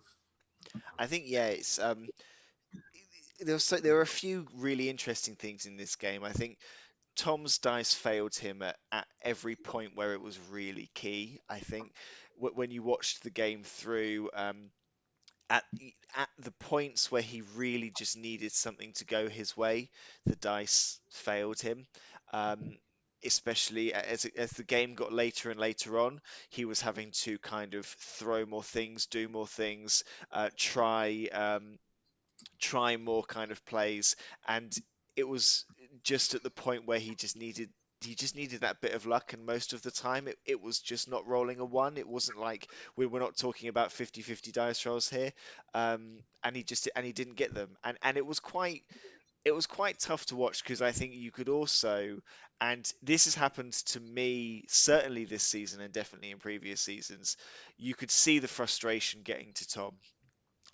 And it's when you do, I find that actually, for me, when you first kind of tilt to kind of getting quite worked up, I think there's a window where suddenly the fear of failure goes and you just have to try things.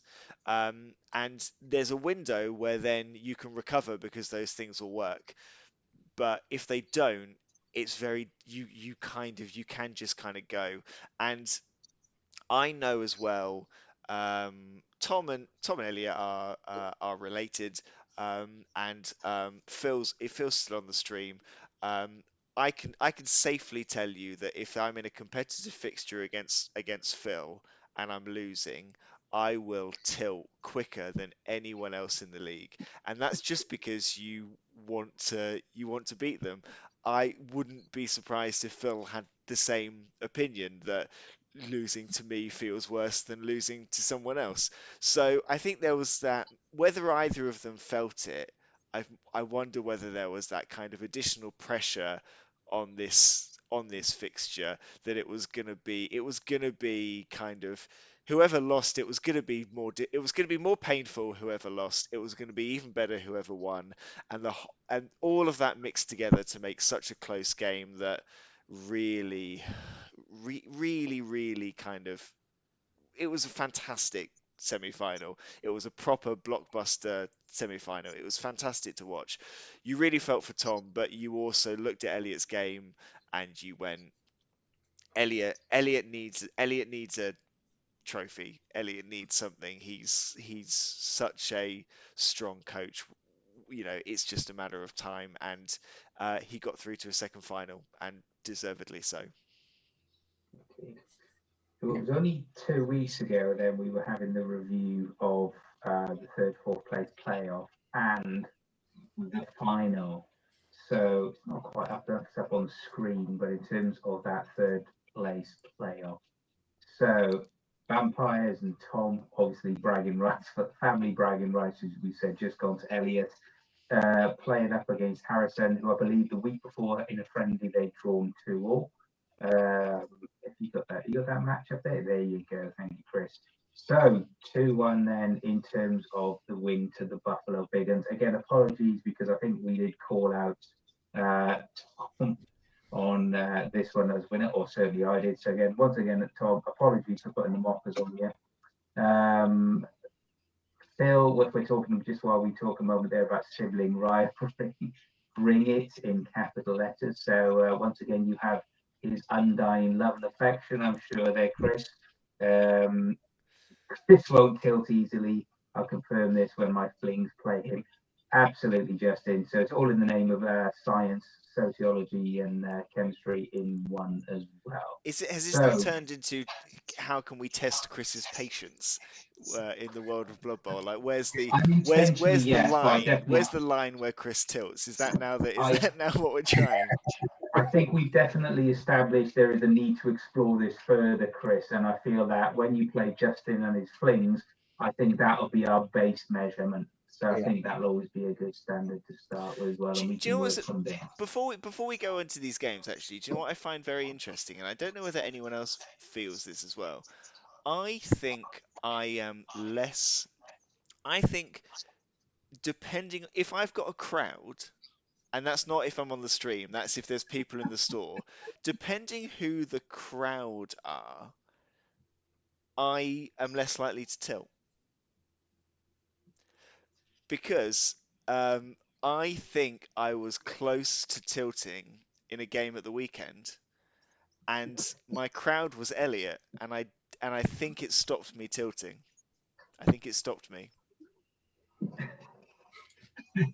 Well, Phil has said he'll find the tilt line, not to Oh, worry.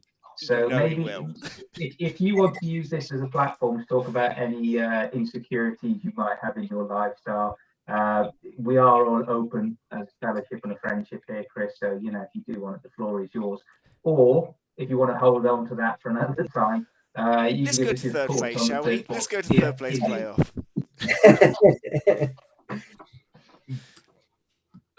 So, Yes. vampires against orcs. Tom, they're the blushes.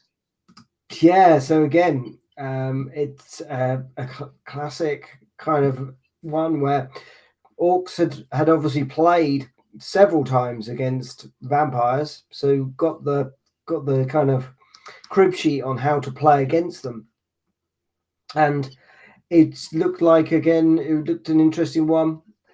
Again, was taken star player was taken on the orc team, and again it looked like there were a number of injury. Well, there was a couple of injuries on the vampire side, so it unfortunately is one of those things where a team, i.e., the orcs, where you don't need to roll dice.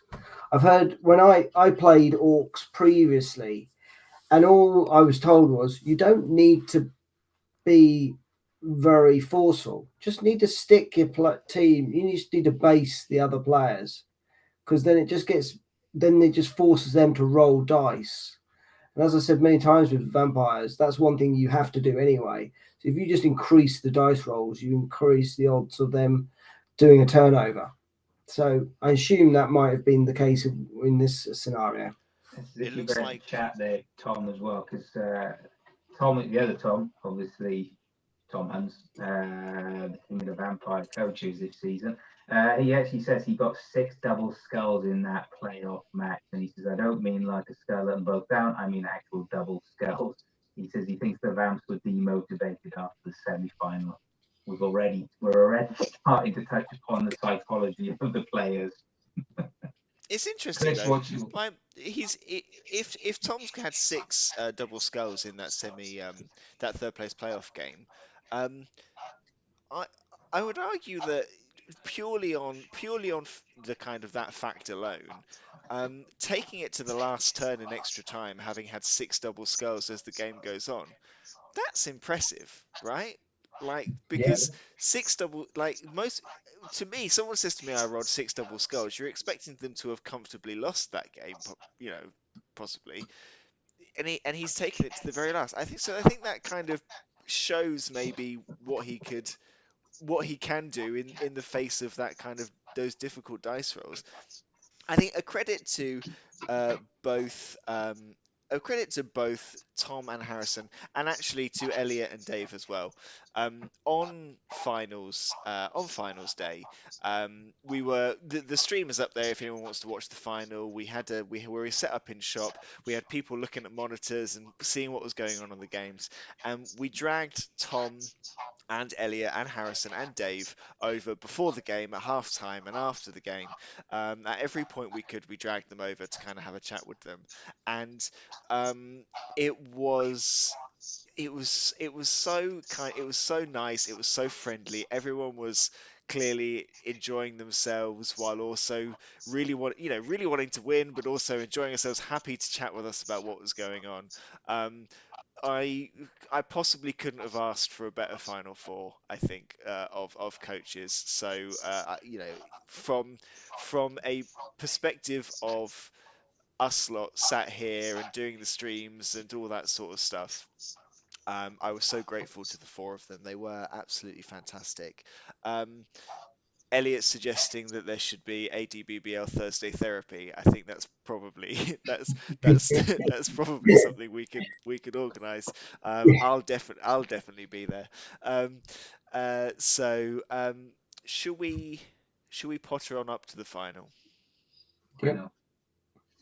And here it is. And I think if I start off by, you look at it and it looks like the result maybe we all thought, and actually loads of people, we had some predictions beforehand and most people thought that Elliot was going to win this, but I think Dave made this a lot scarier than, I think, to be fair, I think Dave or Elliot thought. And I was really impressed on the day by the fact that no matter what the score, what the position on the pitch, how the casualties had gone, how the touchdown has gone, it wasn't until I would say turn 13, 14, I would say up until about then, neither coach seemed phased by the situation they found themselves in. Elliot didn't seem phased by the fact he went behind. Dave didn't seem phased by Elliot equalising. They both seemed completely like, nope, I've got this under control. There was no sense of panic, nothing like that. Two very composed people playing top level, high level Blood Bowl, and it was a fantastic sight.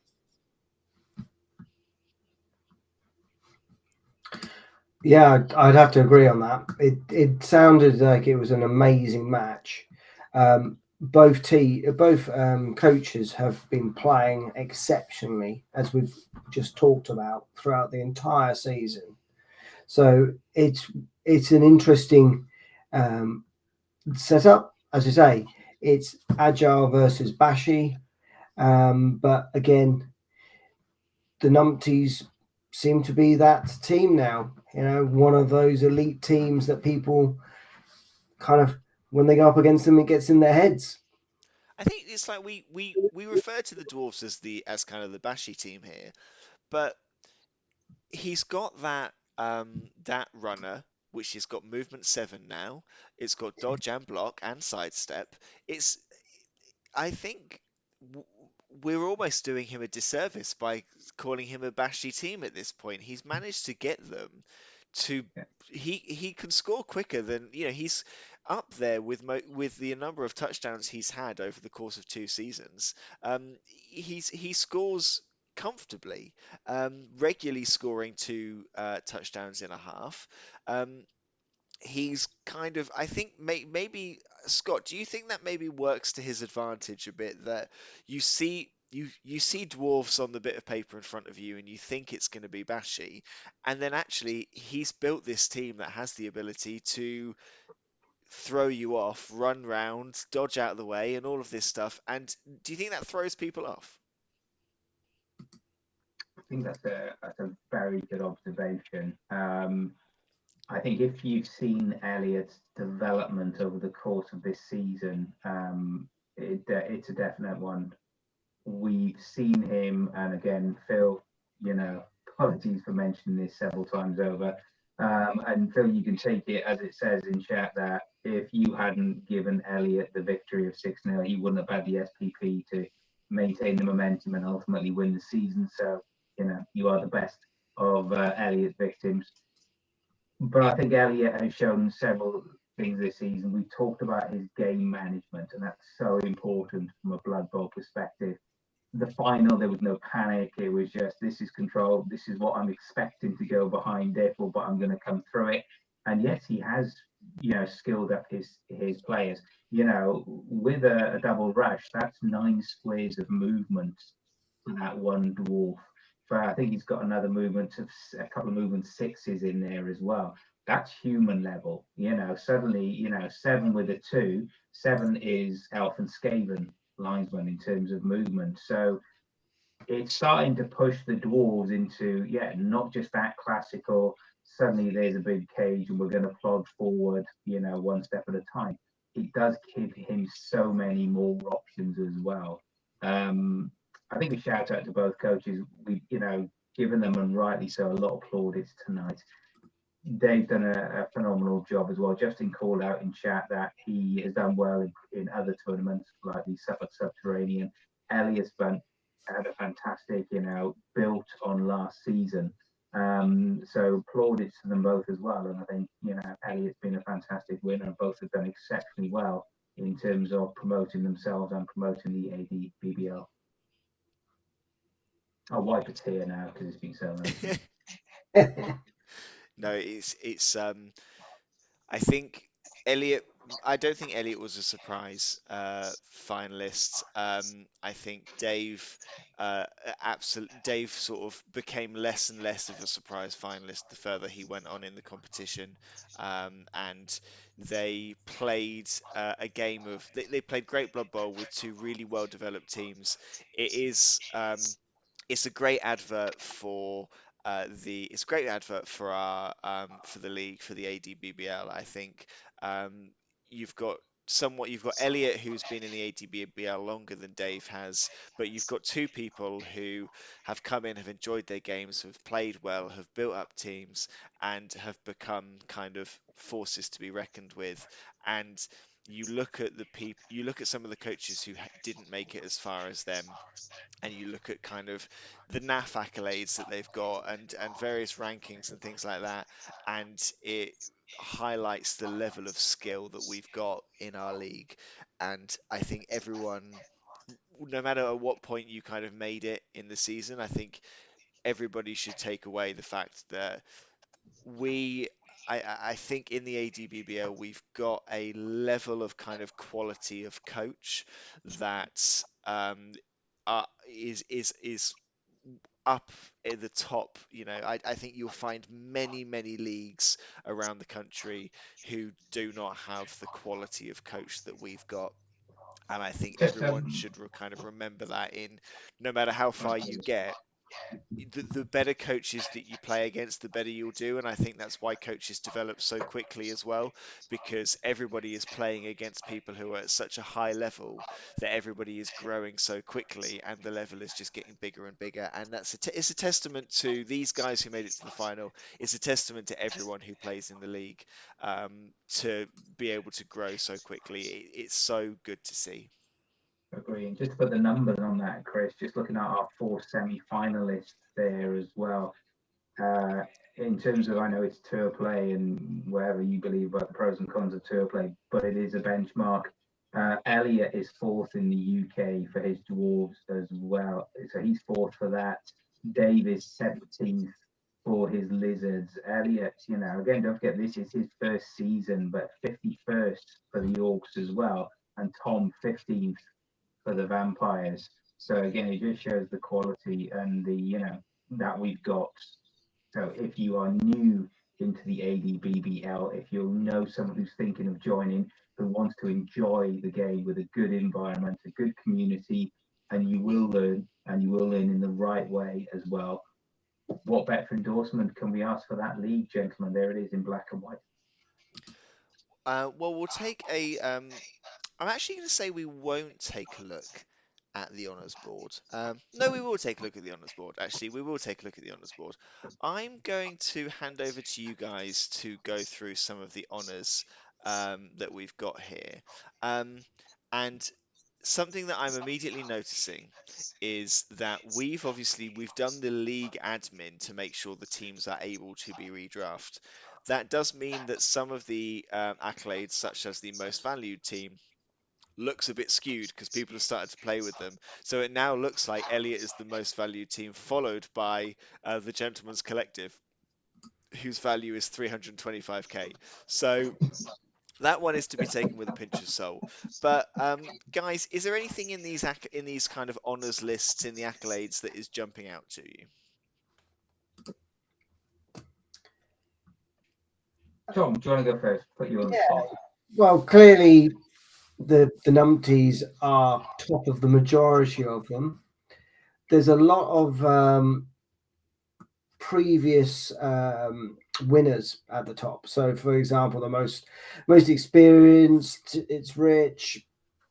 You know, the most beast again is Rich.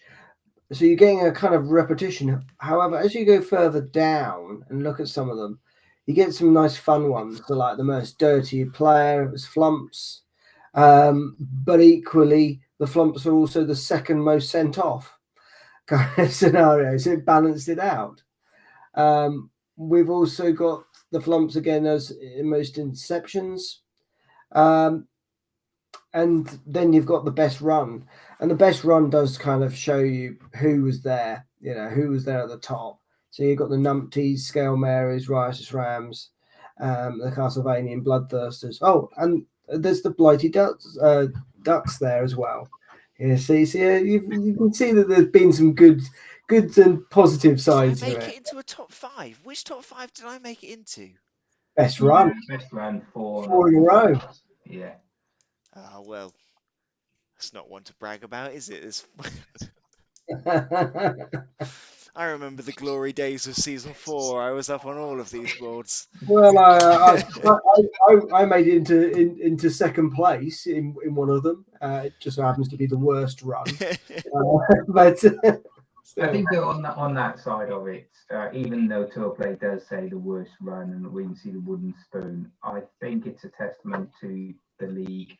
Chris, you've already called out the fact that Simon and Elliot have bounced back the division, the season after having maybe not what they would consider their best seasons, but they bounced back to get to the semi-finals. In terms of our league and in terms of their skill set as coaches and the teams they're drafting.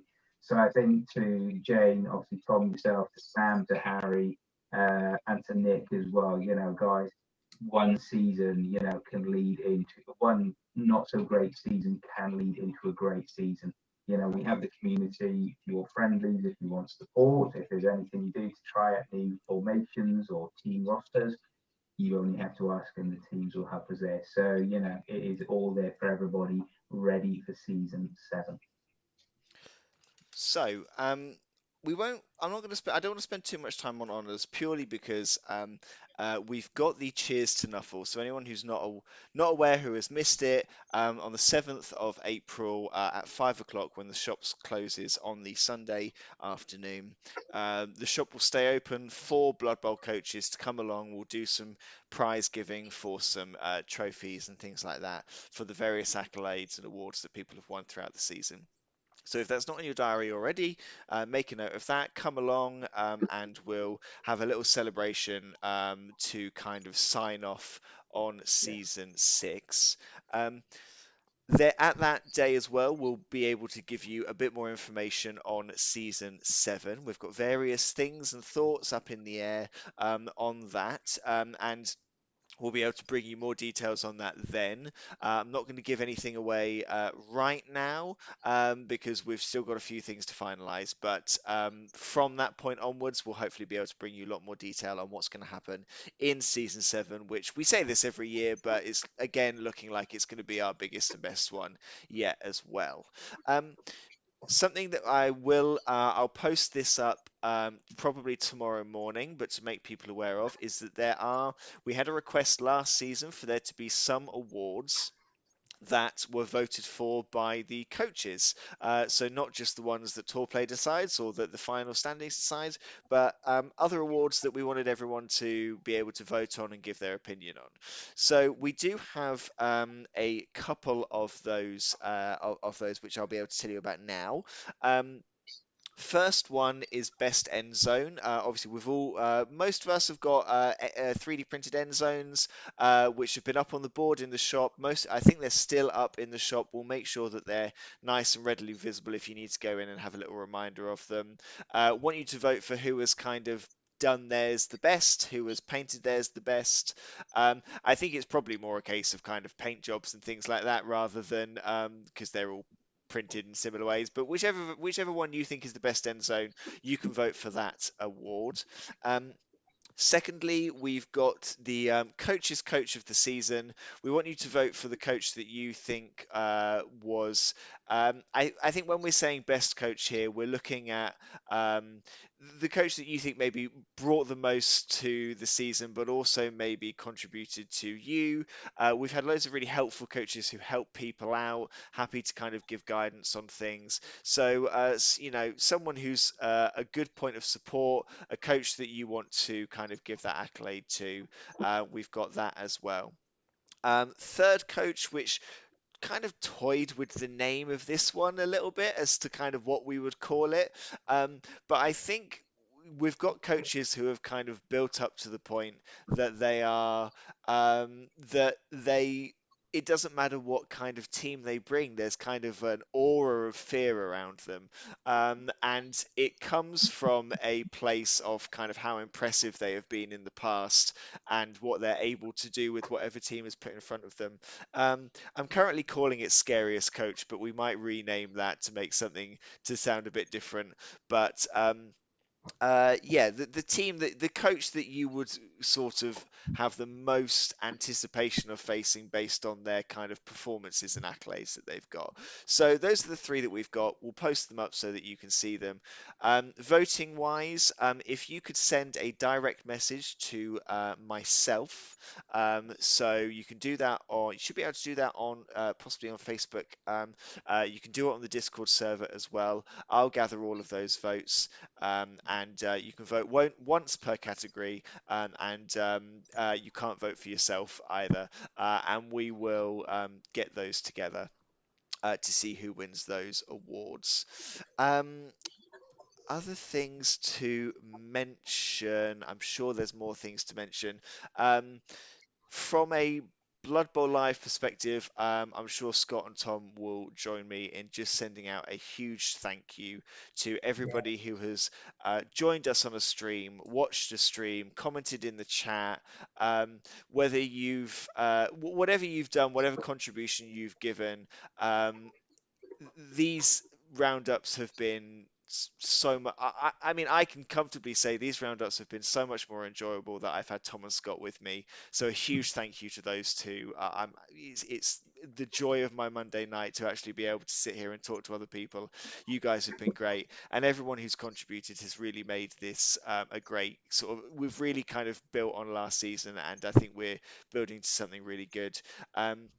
We're going to try and do a lot more. There's loads of things that we're kind of having secret squirrel conversations about that we'll be able to tell you about over the next sort of weeks and months, that will hopefully bring you. But just a huge thank you to everyone who, if you're watching this live, if you're watching this on YouTube afterwards, however and whenever you're watching it, I just want to say a huge thank you for your contributions in making this what it is.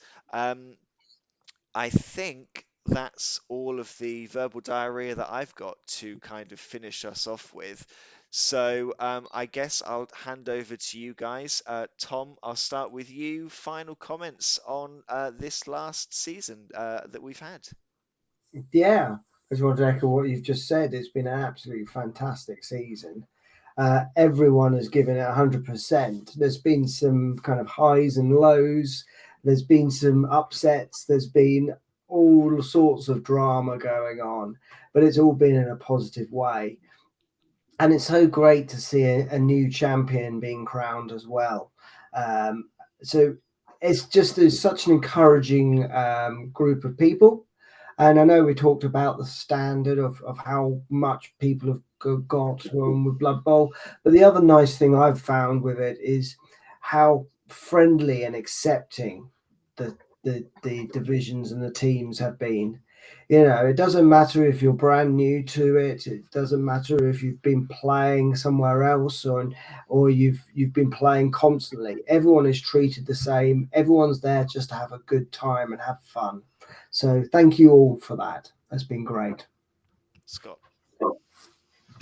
Just finish off, echo those sentiments 100%. Just to remind people, we are not under a contractual obligation or legal requirement to say anything nice, but we will do because it is thoroughly deserved. So just a big thank you to, again, all the coaches who have been appearing on this, all our sponsors, everybody for raising a truckload of money in very difficult economic times for good old Suffolk Mind. We built a really good platform ready to go into season 7. Look forward to seeing everybody in Ypres to Knuckle on the 7th for a few slices of pizza and a few glasses of lemonade and whatever else is available. Thank you, guys. Thank you to both of you again for joining me. Thank you to all of our sponsors throughout the season: Matheson Electrical, Hughes Electrical, Suffolk Mind, Woodhouse, Woodyard Pizza, for all of their support throughout the season. Thank you to everyone for helping us raise £530 for Suffolk Mind this season, a phenomenal amount, and for all of your contributions. Thank you to Scott and Aardvarks and Dragons for giving us a platform to build this community as well. A lot of this wouldn't be happening without their support and without the community that they've built. So a huge thank you to them. We'll leave it there for today. Thank you everyone for watching. We will see you in the new season. We'll see you for season 3 of Monday Night Roundup, season 7 of the ADBBL. Have a good off season. Get ready because there's so much more to come next year, and we'll see you then.